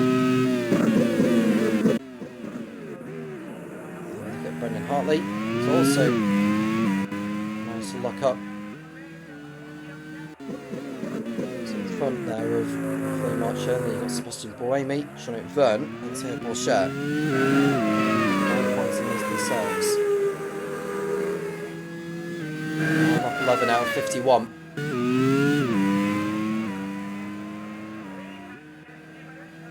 See the top three in your picture: Kobayashi, Palou and Nasser. And Nasser finally picks up his first podium in the World Course Series after the trial and errors he's had with the team. He's only had a couple of races at Prost.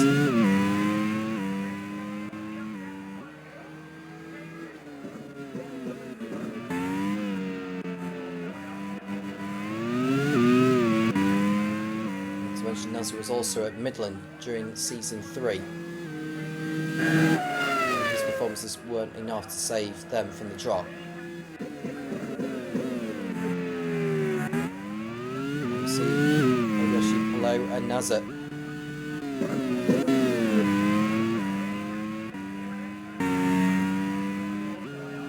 You see Snow in fifth place. It's Kirkwood and Van Gisbergen. Rivera, Dixon and Hester inside the top 10. And there goes Kirkwood on Snowden. That's a good pass. Maybe too easy, in fact. I wonder if Snowden's running into issues at the moment. Look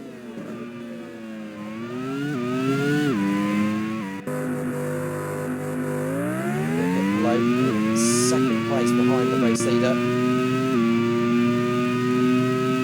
Is 1.1 seconds. Tommy on fourth place behind Nazar. Having a terrific race, hoping to replicate what he'd done last season for Cooper Kiro at this track.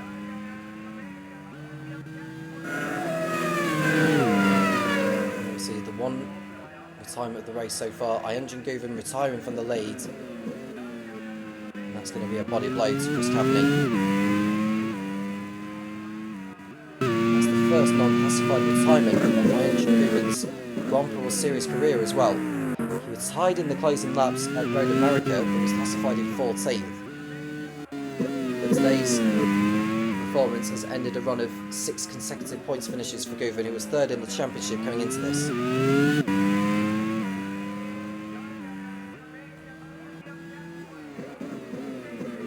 Shane van Gisbergen, second place in the championship, he was running in P7. Rush is going about his business. That's an engine point for Alex Blow. Does not get that back to the pit lane. It's race over again for the Spaniard.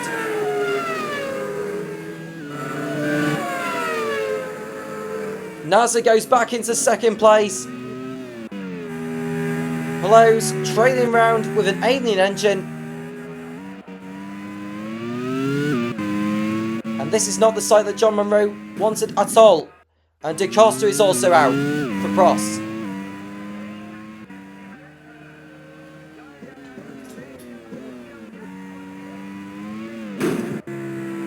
See the Portuguese retiring what looks like a gearbox failure for him. It's a puncher actually for De Costa. But there we see Palou with that blown engine. He's now got Kirkwood behind.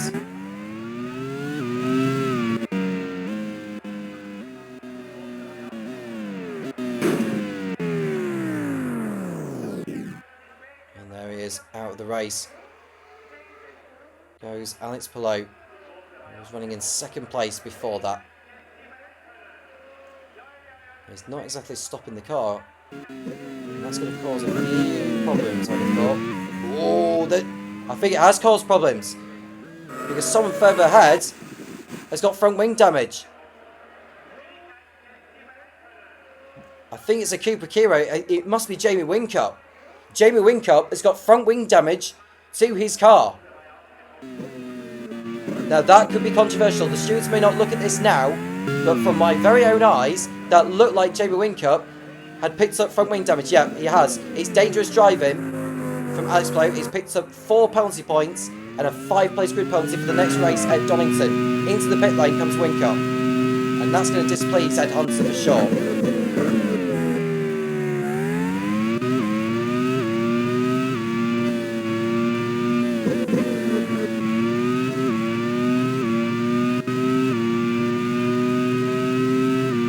Tandy now up into third place. Kirkwood, Tsunoda, Van Gisbergen, Rivera, Dixon, Estra and Rowland in the top 10. Mitch Evans is now ahead of Phil Hansen in P11. It's Magnussen, Gunther and Van Dorn, who are all chasing points as well. So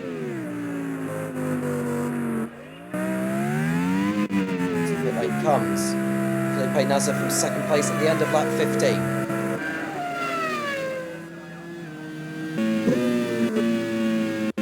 Out goes Robin Fines in the Force India. Rear suspension failure sidelines the Dutchman. We've got pit lane activity at Ducati. Van Gisbergen has come in.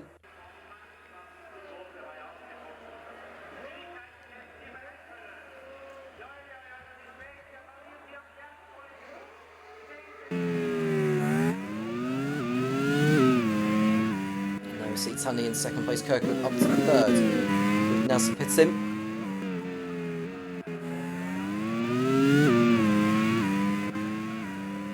See Phil Hansen in P11 ahead of Kevin Magnussen. He's leading the Carlin.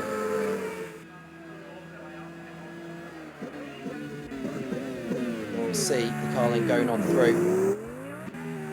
It's a nice pass there from Kevin Magnussen. A rare sight that we've seen from Carlin so far this campaign. Now we look at Nasser going through on Mitch Evans. Not hanging around is the Fomitel. He wants that win.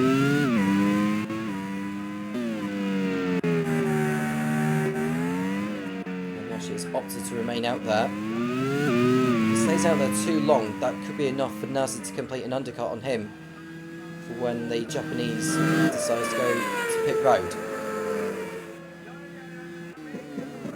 Scott Dixon is in P6 as Kevin Magnussen comes in for Carlin from 11th place. And that's Turbo Share continuing to make an absolute hash of it so far in this race, which is only going to displease Matteo Vicoloni even more.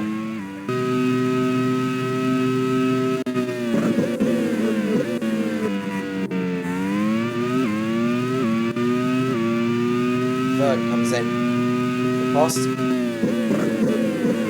Will end up going a lap down by the time he comes back out.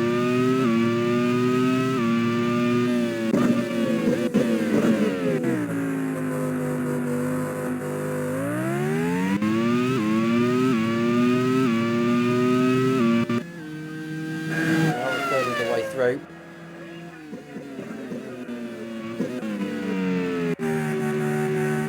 Kobayashi is continuing to remain out there. I suppose the advantage for him is that when he does come in, he'll be on fresher tyres to Nasser.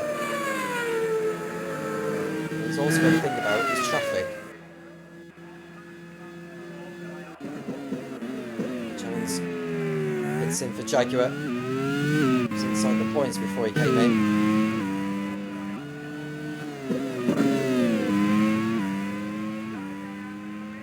See below.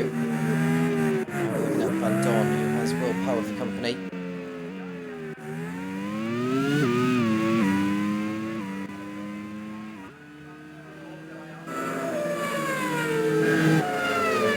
In for BAR for his first scheduled stop. And there goes Power on Van Dorn at the end of the back straight into turn 4, so that's a good pass for the Australian.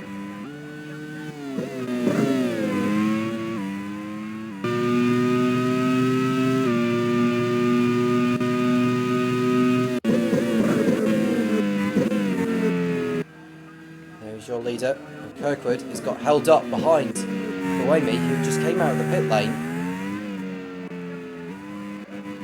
A little bit of time. Rivera and Dixon are both in.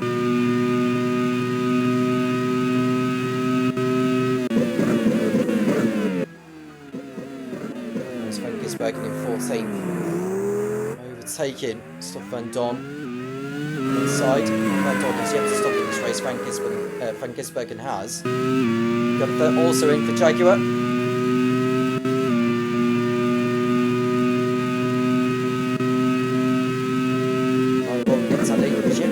Podium so far this season. Got his best result of the campaign. Last time out in Valencia.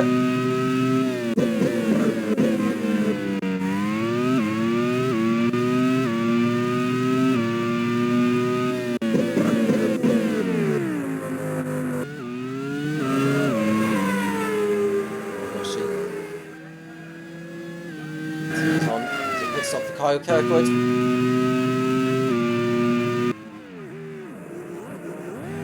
Hansen in P8. Snowder is in also for Fomitel. Astra to come in to the pit lane.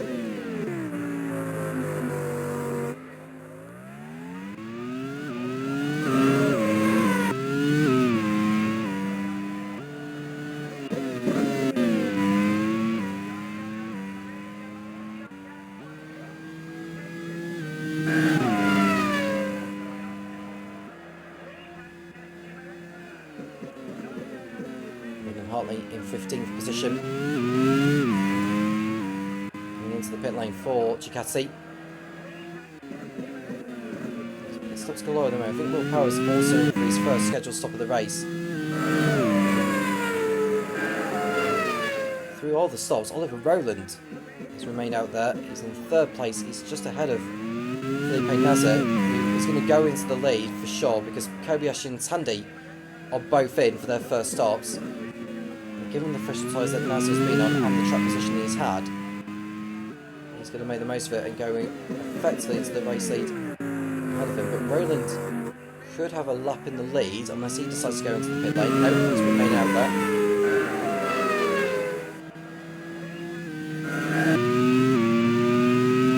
So as Kobayashi comes out, Rowland goes up the inside, but Kobayashi remarkably has stayed in the lead.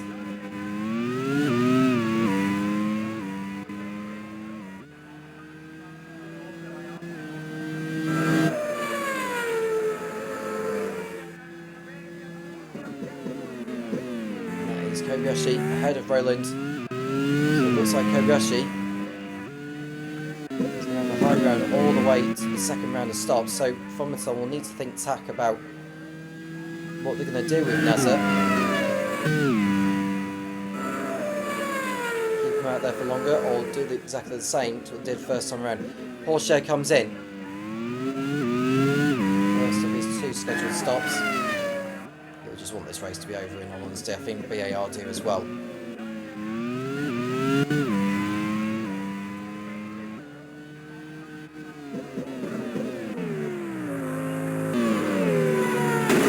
See Magnussen clipping the barrier at turn number 8. He's able to survive. Kyle Kirkwood with the fast lap of the race for HRT at 1 minute 11.8. Catching Tandy at the moment.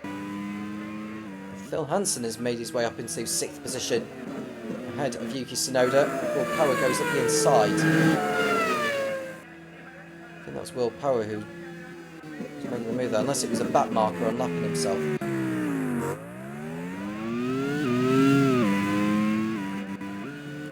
Look at Nasr and Tandy in 3rd and 4th. Change for position involving Tsunoda and Hansen. So Tsunoda is now up into 6th place. Gunther is having to come back into the pit lane with problems, which is not good news for Jaguar or for team manager Mike Smith.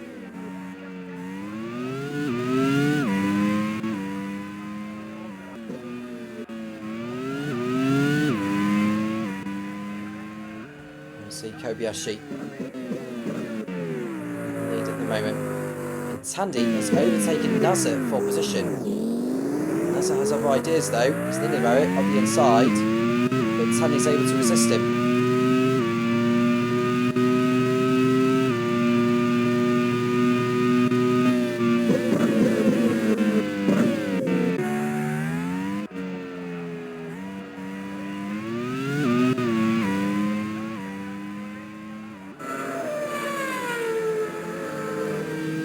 So Rowland and Tandy.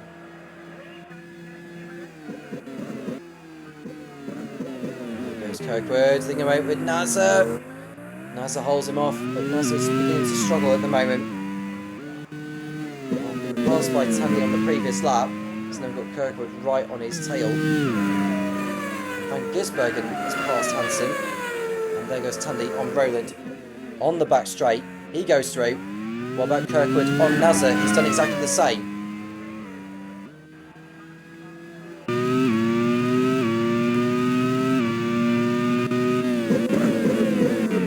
That has helped Kobayashi pull further and further clear of the rest.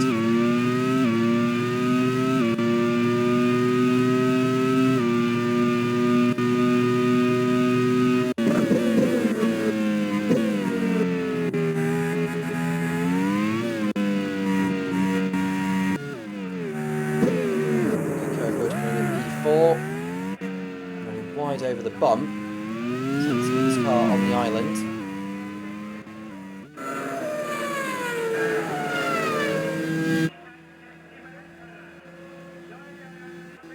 Phil Hansen has yet to stop in this race.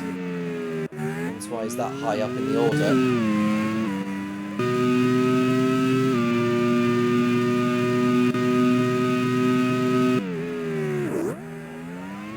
There's Hansen in the barrier. He's got Dixon behind.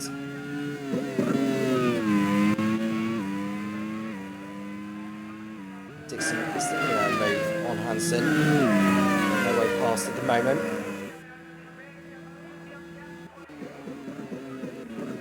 We see Dixon going by the Onyx. Dixon sends Hansen down to 10th. It won't be long before Hansen comes in. What should be the only stop of the race they ends up doing. Into the pit lane comes Oliver Rowland.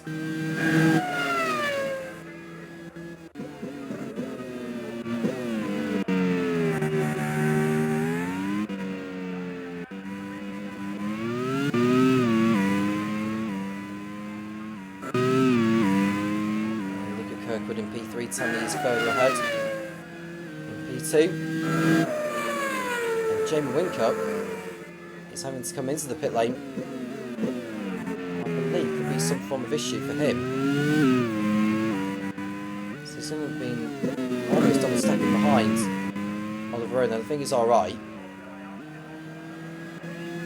Looks like he may well try and go to the end. Both Rowland and Wincup have done no stops.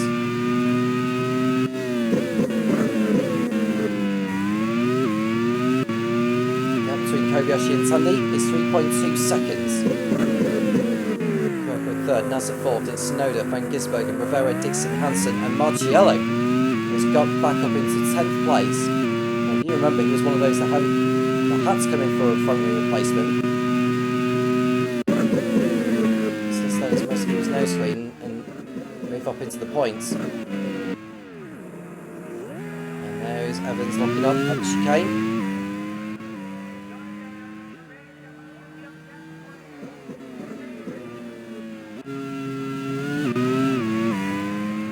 Now comes in for his only scheduled stop of the race. That'll jump him down towards the back end of the field.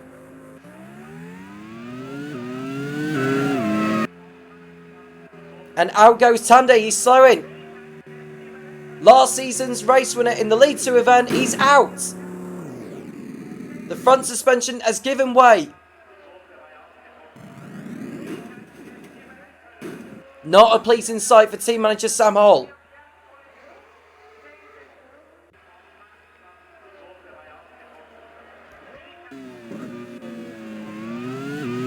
His third non-finish of the season has curtailed him. And that's promoted Kyle Kirkwood up to second position. Nazar back up into the podium places.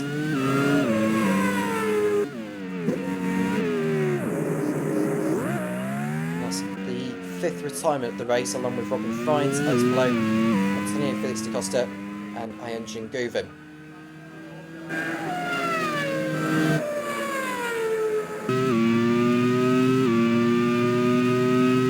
Kirkwood Hansen does come in for his only stop of the race.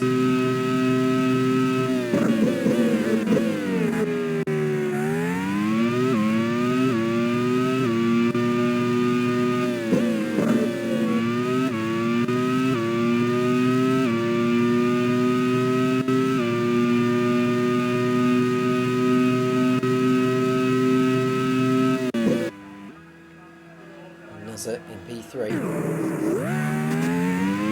You see Topher at the back, 20th position.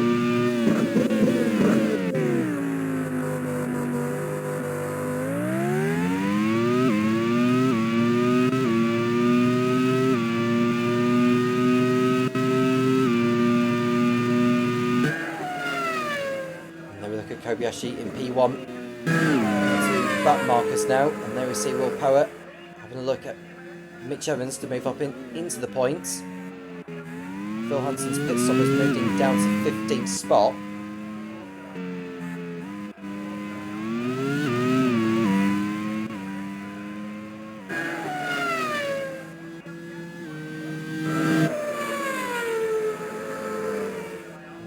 back straight. Comes Felipe Nasser, chasing Kyle Kirkwood.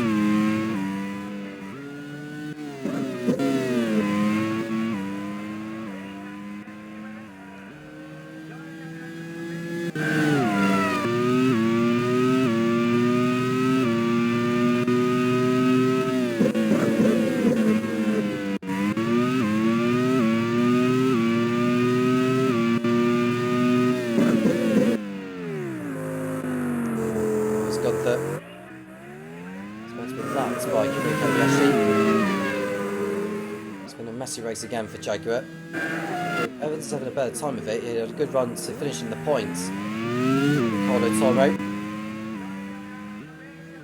Look at Scott Dixon. He's achieved a second place finish on a couple of occasions this season. He's going to make it 3 and 4. There's the man who's had a lot of misfortune go his way this season. His only finish being the victory at Potrero de los Funes. All the other races he's failed to finish in.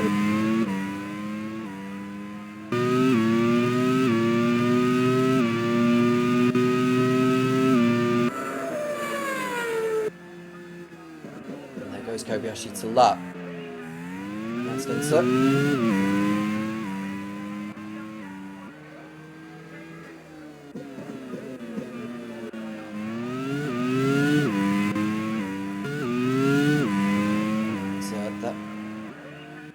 Being stuck behind the Jaguars cost Kobayashi a bundle of time there, and Will Power's engine expired in the Minardi. That promotes Mitch Evans back into the points, but it's going to be Neupois here in Marrakesh for Will Power.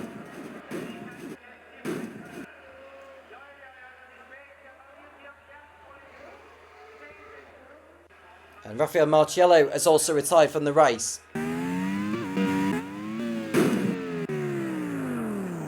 A similar problem to the Minardi, and that's both of Ed Spencer's cars out of the race. This is another round to forget for him.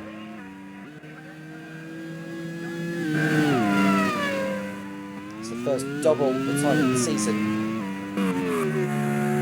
for Force India.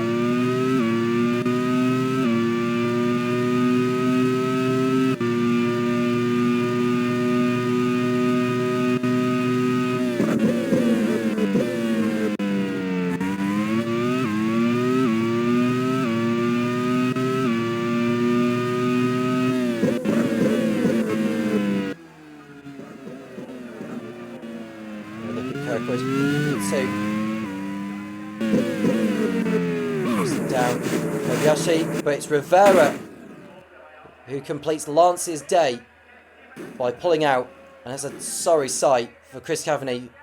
His team are having another good run, and it's the first time this season that they will come away with no points.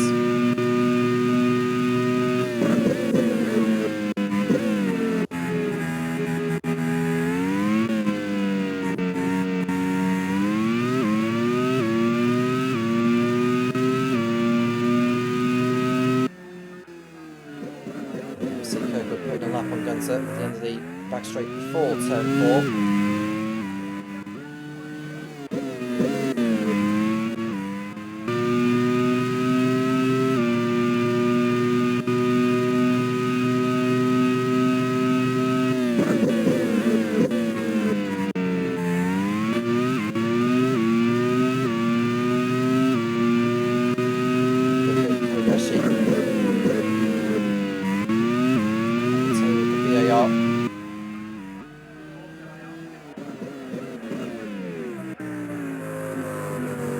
To go through, and that's going to allow Kirkwood to close in even more.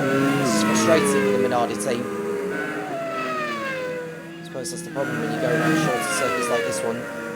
You are bound to be stopped behind drivers who are out of position. And this is going to frustrate Kobayashi even more, so he will get through, and Kirkwood is most likely going to get through at the same time, and there he is. The gap is significantly smaller now compared to what it was before.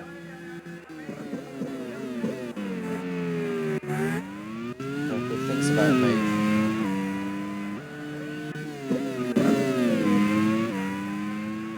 I think Kobayashi should be alright. But Dixon won't be.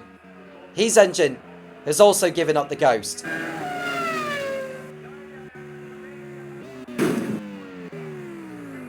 Dixon retires once more. It's his third non-finish of the season. Brendan Hartley's still going. We'll move up to the points.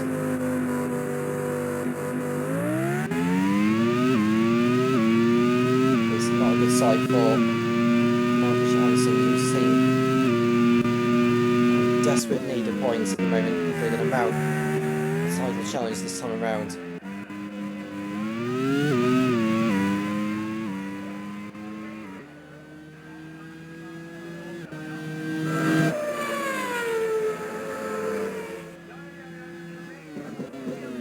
Looking at the field at the moment, Estra's running in 6th place, Rowland 7th, Evans 8th, Magnussen 9th. Those teams are up towards the bottom of the table. We're about to pick up some useful points here.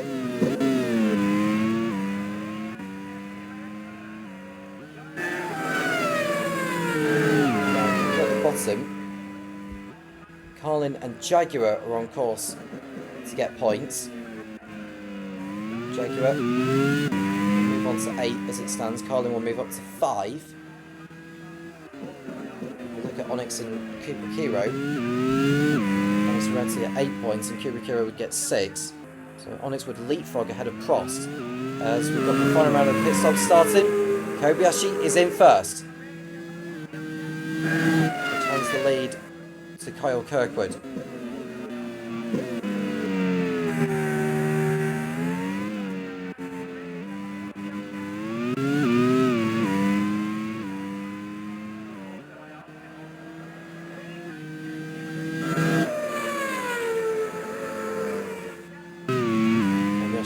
Drop behind Kevin Estra. He's now in 6th place.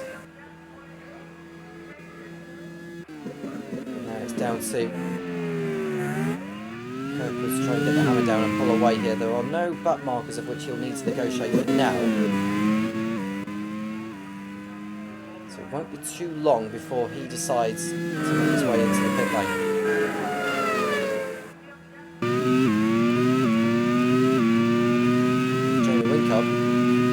Final stop as well.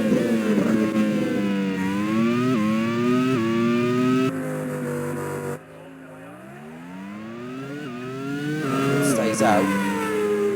What about Nazar? Is he looking to stay out as well? I think he may. No, he's in as well. He's in, is Nazar.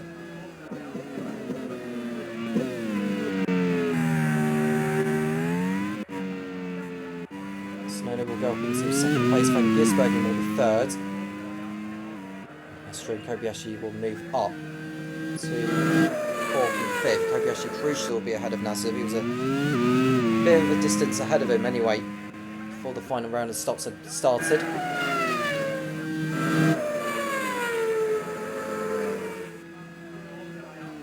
Nasser rejoins ahead of Rowland.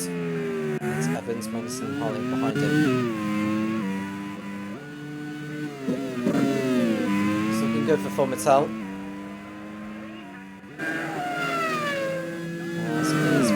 Brendan Hartley comes in for his final stop.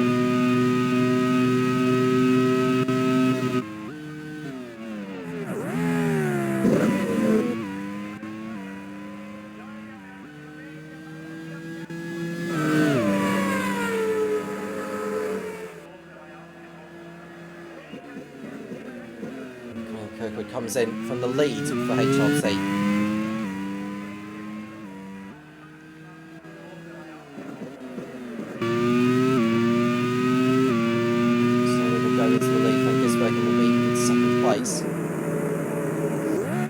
Kirkwood, I believe, will rejoin behind Kobayashi but ahead of Nazar. There is Kobayashi. Oh, Kirkwood actually has got out ahead of him.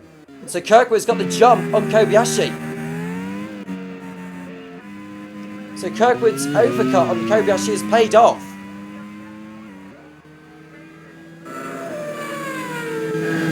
He's a good few seconds clear of the Japanese.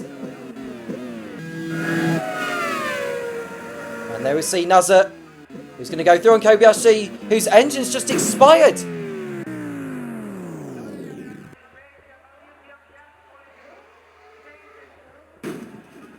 Another twist in the race. Kamui Kobayashi retires from the League One Marrakesh Grand Prix on lap 36. It's well and truly game on for the win, but at the moment it's Kirkwood's to lose. It's not going to be back-to-back wins for Kamui Kobayashi. Yuki Tsunoda is running in the lead. Surely he's due in the pits again before this race is over, as is Van Gisbergen. Look at Kevin Estra running in third place. If Estra was to pit in now, he would rejoin ahead of Stoff Van Don.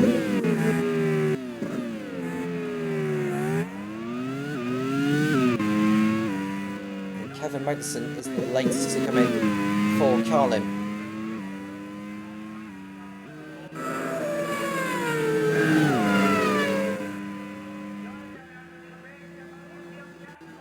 See the top two in your picture, Tsunoda and Van Gisbergen.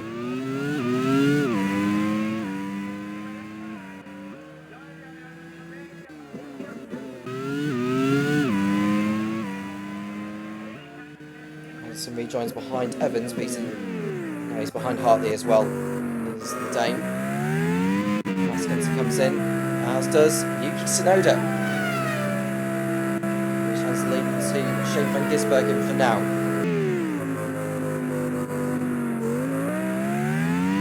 Estra is also taking the decision to come in for fuel and tyres. So all of that has handed Van Gisbergen the lead. Kirkwood in second and Nasser in third. Rowland is now up into fourth position, having a terrific race. And Rowland is one of those on the one stop, remember. Don't expect him to hold Tsunoda off for that long, in all honesty. But other than that, Kubikira are on course for a good result here, and Rowland up that high. Van Don comes in for Carlin now. Which promotes Jean-Luc Verne up into 8th position. What looked hopeless for Prost to begin with in this, it might just come away with something after all.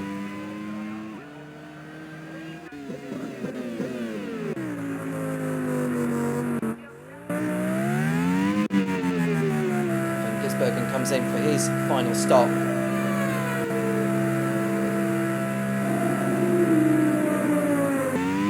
Sebastian Bruni is also in for BAR, but he's a lap down on him. So all of this hands Kyle Kirkwood back the lead of the League One Marrakesh Grand Prix. He's just set the far stop of the race. And it looks like he's going to be on his way to victory unless we get any more twists. Felipe Nasr on course for 2 podiums in 2 races.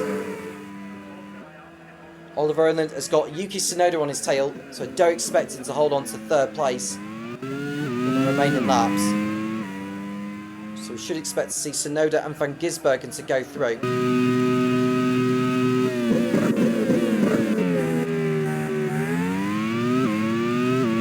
Jean-Luc Verne is the bits across, which will see him fall out of the top 10.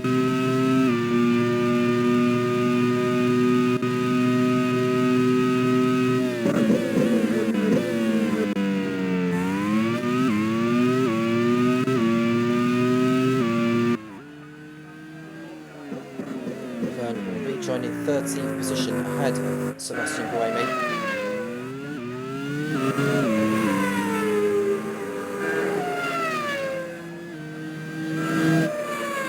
So with 12 laps remaining.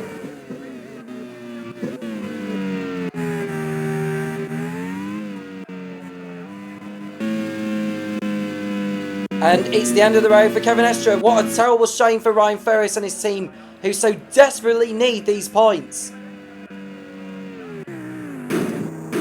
It's a front suspension failure that's forced him to retire.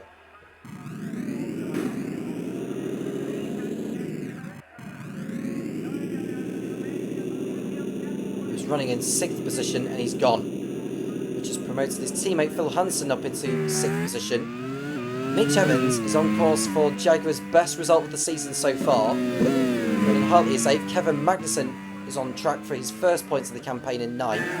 His teammate Stoff Van Dorn has moved up into the points. It's almost front wing damage for Mitch Evans there. Very lucky got away with that. He's got Hartley and Magnussen right on his tail.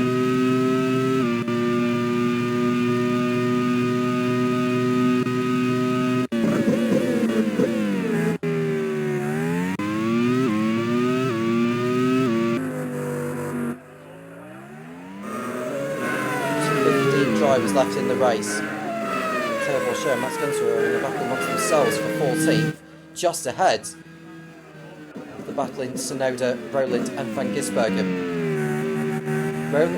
Roland's lost the place to Sonoda. Looks like he's going to hold on ahead of Van Gisbergen. Van Gisbergen might get a run on the Brit as Magnussen locks up, just about avoids the barrier.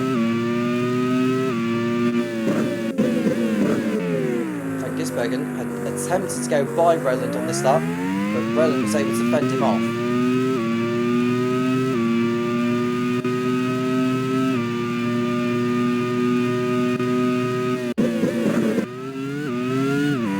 Roland's lead is coming up to 10 seconds over Felipe Nasr. And Van Gisbergen's out! No points for Ducati today.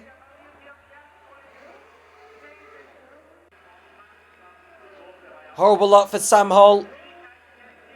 That has given some breathing space to Oliver Rowland. The likes of Hansen, Evans, Hartley, Magnussen, Van Dorn and Jamie Whincup all move up positions in the points.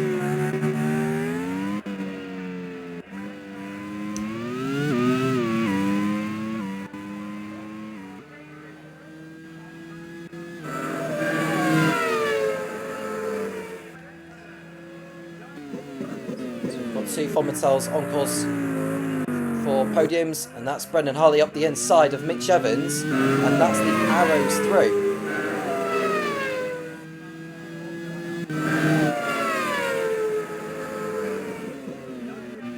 And Hartley is up into 6th place ahead of Evans.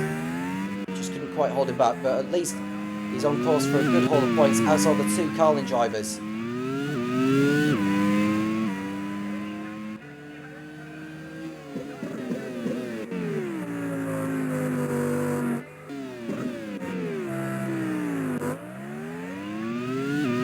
There's Evans,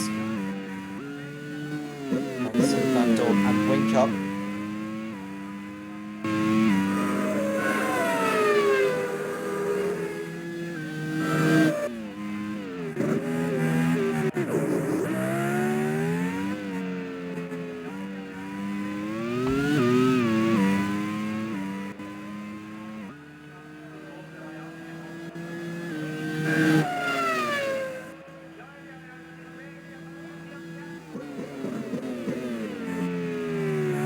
To go here in Marrakesh. It's Kirkwood in the lead and on course for victory, which will be the 2nd of his career.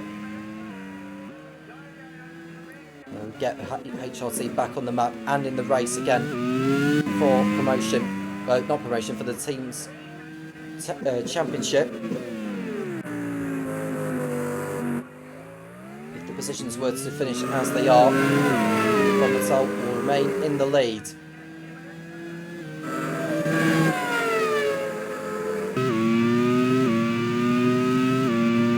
Course, 34 championship points. Nasr getting the pole position earlier. 136 points they will be on. Minardi will stay on 97 and they will drop down the order.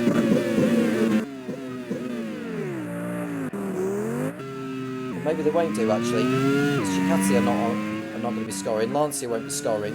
Force India won't be scoring. Arrows are only on course for a 6th place finish. And HLT, about 26 points. And HLT will move up from 7th in the table up to 4th.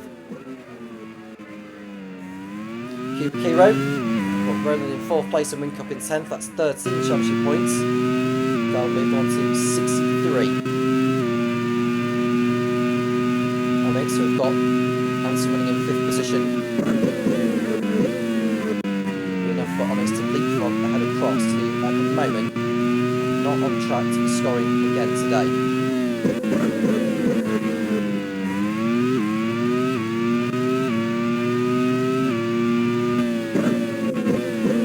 VAR won't be scoring in this one. We're in 12th place and Porsche 13th, but I don't think we're going to see any late drama. At least both Jaguar and Carlin are going to get 6 championship points each, which will move them up to 10 and 9 points respectively. Jaguar will remain above Carlin, but both of those two will still be behind VAR after 8 rounds.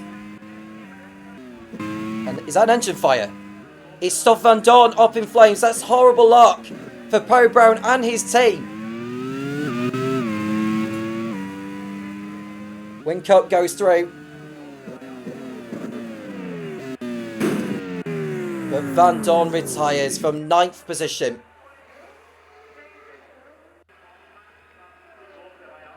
And that promotes Jean-Luc Verne up into the points. So Prost are on track for a point after all.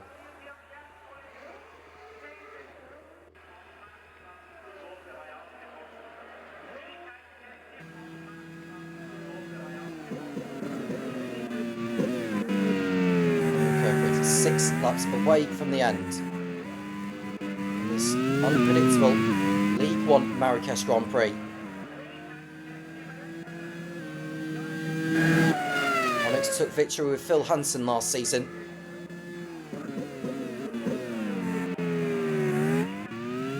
Whincup is going to be the 3rd repeat winner of the season. You see Tsunoda as it stands in the Drivers' Championship. Kirkwood's win would elevate him back into the top 10. He'll be up into 5th place. Nazar slows and he's out! Did he hit the barrier too hard? I don't know for certain. But it's the end of the road for the Brazilian.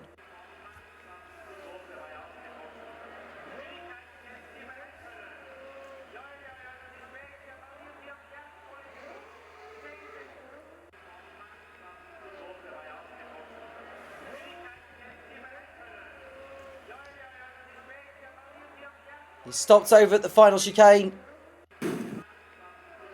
Not what Ewan Gale wanted. It's a gearbox failure that's forced Felipe Nasser to retire.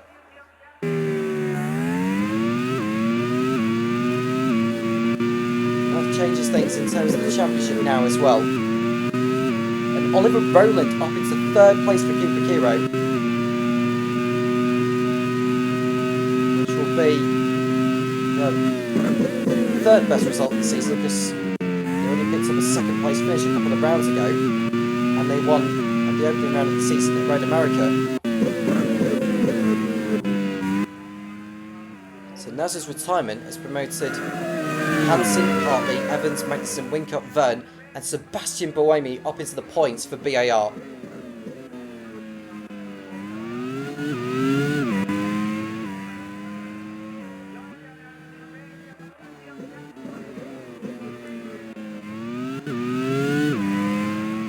We saw how dramatic it was at Sebring, where we've had drivers from the top end of the field dropping out, the likes of Robin Freins, Shane van Gisbergen.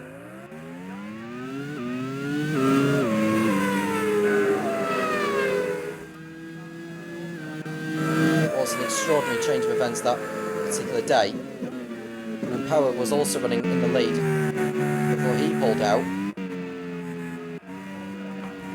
So as it stands in the championship, Kobayashi not scoring. Van Gisbergen not scoring. Gouvin not scoring. Tsunoda on course for a second place finish, and he will move into the championship lead by 3 points over his compatriot Kamui Kobayashi.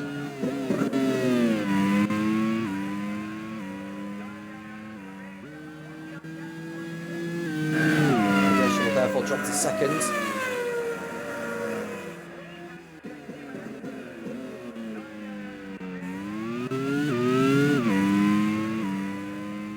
Still time for more twists to take place.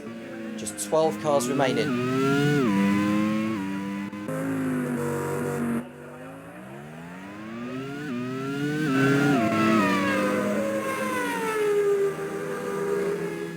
So in second position, Oliver Rowland on track for the team's third podium of the season, which would virtually secure Kubikiro's place in League One next season.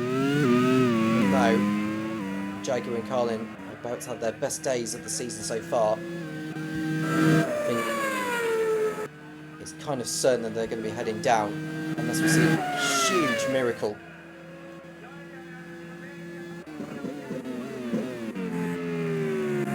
Jaguar on course for 8 points, which would be enough to triple their points tally for the season.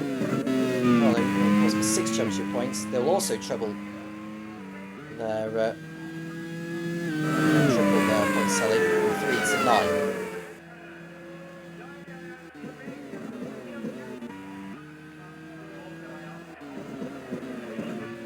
Just 2 laps left for Kyle Kirkwood.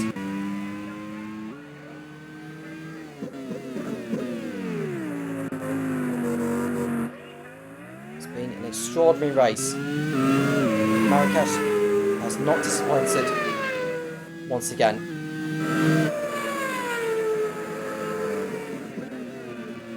Rowland is well clear of Phil Hansen. So Hansen is just second for 4th place. Rowland has made the one-stop work, just as it did for Tandy in League 2 last season, which would go on to win.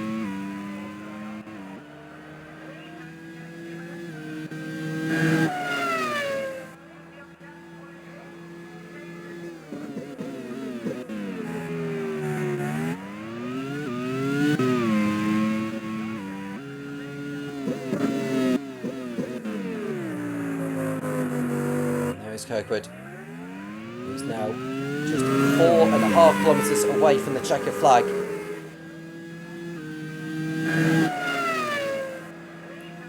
And this kind of victory is going to come in the way for John Monroe again.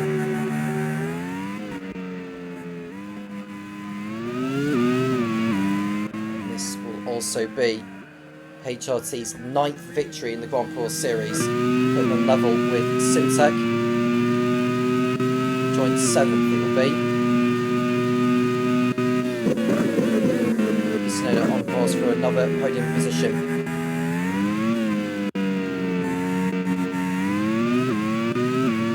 Some Magnussen are quite close to each other as well, but I think I'm not expecting any more changes involving those two. They'll be happy with their races, particularly Magnussen, who hadn't scored before this round. He's picked up 6 championship points for both him and for Carlin. But there we see Kyle Kirkwood. He's had this winning victory before, but other than that, he's hardly had anything to be chuffed about. Today, he has every reason to be chuffed about. Out of the last corner he comes. Kyle Kirkwood wins the League One Marrakesh Grand Prix by a country mile. HRT are back on the top step. It's a much needed win in the running for the team's championship. Yuki Tsunoda continues to have an impressive rookie campaign in the Grand Prix Series. He heads over the line in 2nd place and is the new championship leader. Celebrations also at Kubrikiro in Marrakesh again. This time it's Oliver Rowland who makes it to the podium in 3rd place. And then we go to Phil Hansen, last season's League 2 race winner here. It's a 4th place finish for Onyx, a much needed haul of points for Ryan Ferris's team to stay in League 1. And Brendan Hartley is going to bag some good points for Arrows in 5th place. And then we look to Mitch Evans and Jaguar, who pick up their best result of the season so far. 8 points for Evans, 6 points for Kevin Magnussen and for Carlin. Jamie Winker will be 8th. Sean Fern gets a couple of points for Prost in 9th. Sebastian Bromey a lap down in 10th, takes the final point. But there's your race winner. It's Kyle Kirkwood on the streets of Marrakesh in League 1. He's very much back in the championship fight.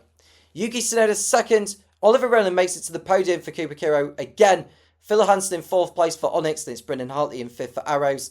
Mitch Evans in 6th for Jaguar. Then it's Kevin Magnussen in 7th for Carlin. His first points of the season at last. Jamie Whincup 8th, making it 2 Cooper Kiros in the top 8. Sean Verne in 9th. And Sebastian Bromey a lap down in 10th place. Teo Boschert in 11th. And Max Gunter in 12th, the last driver to take the checker flag. Felipe Nasser classified in 13th. But he was in 2nd place before his gearbox had packed up. Stoffan Dorn retired, as did Shane Van Gisbergen, Kevin Estra, Kamui Kobayashi we also lost, that was a big one as well. Scott Dixon, Alessio Rivera, Will Power, Raffaele Marciello, Nick Tandy, Robin Frines, Alex Palou, Antonio Felix da Costa and Ian Govan. Those were the drivers that did not finish the race. Felipe Nasser took the point for pole position and the faster point going to Kyle Kirkwood. Yuki Tsunoda's 2nd place finish moves him into the championship lead, but HRT are going to be swimming into the Mediterranean tonight with that brilliant victory from Kyle Kirkwood, his 2nd of the season and his career, and it's given HRT a chance in the championship again. As far as the relegation battle is concerned, much needed points for Jaguar and Carlin, who are both now not going to be setting unwanted records for the least number of points in a Grand Prix Series season.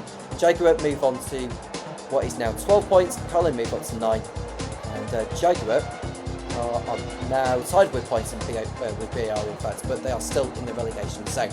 Onyx, with their good haul of points thanks to Phil Hansen, they leapfrog ahead of Prost onto 48 points. Prost are now onto 43. So Prost are now 31 points clear of the drop. So there's a lot of work today for BAR, Jaguar and Carlin if they were to survive in League 1 this season. At the top of the team's championship, Formatel have in fact extended their lead with Yuki Tsunoda finishing in 2nd place, with Minardi, Ducati and Lancia and Force India not scoring. Arrows leap up the order into 4th position. So Formatel have a healthy lead at the top of the team's championship. It's time to run down on the League 1 Drivers and Teams Championships in the voice of Topher Smith, and I'll see you for the next round at Donington in a couple of weeks' time. Topher, over to you. So Kyle Kirkwood's run of retirements comes to an end and culminates in victory here today in Marrakesh, his 2nd win of the season. It seems like Kirkwood is either win or bust at the moment in this championship. The only races he's finished this season have been ones where he has stood on the top step. But what has this done to the drivers and team standings? Let's have a look now. Yuki Tsunoda's podium has put him back into the lead of the championship on 75, 2 ahead of his fellow countryman Kamui Kobayashi, and defending champion Shane Van Gisbergen 3rd on 61 points. Mahanshan Guven retired out of the lead today. He will be disappointed with that, but he is still 4th in the championship on 58, ahead of Kyle Kirkwood and Scott Dixon, who are on 52 points each. Kirkwood ahead by virtue of his 2 race victories. Jimmy Whincup in 7th ahead of Raffaele Marciello, both on 48 points each. Alex Palou on 41 and Philip Hansen rounding out the top 10 on 35. In the teams, Formatel continues to lead the way on 121 ahead of Minardi on 98, Ducati on 95, while HRT has moved up into 4th place with the team's win today. 93 points for John Moreau's team, 13 ahead of Arrows on 80, Lancia down to 6th on 72 points, 1 ahead of Force India, Cooper Hero on 69, Onyx on 48, Prost on 43, and then in the relegation zone, BAR, Jaguar and Carlin all scored points today, but not enough to claw them out of that relegation zone just yet. Still plenty of time left to go in this championship though. Plenty more opportunities for them are coming. So another eventful day in the Grand Prix World Series, and it is getting really intriguing in all of the championships we have here this season. Still plenty of races left to go. We're not quite at the halfway mark just yet. Next time we will be heading to Donington Park, which will make its debut on the Grand Prix World Series calendar, and we can't wait to see what that will bring. Until then, thank you so much for tuning in. It is always a pleasure to have your company. I'm Topher Smith. Take care.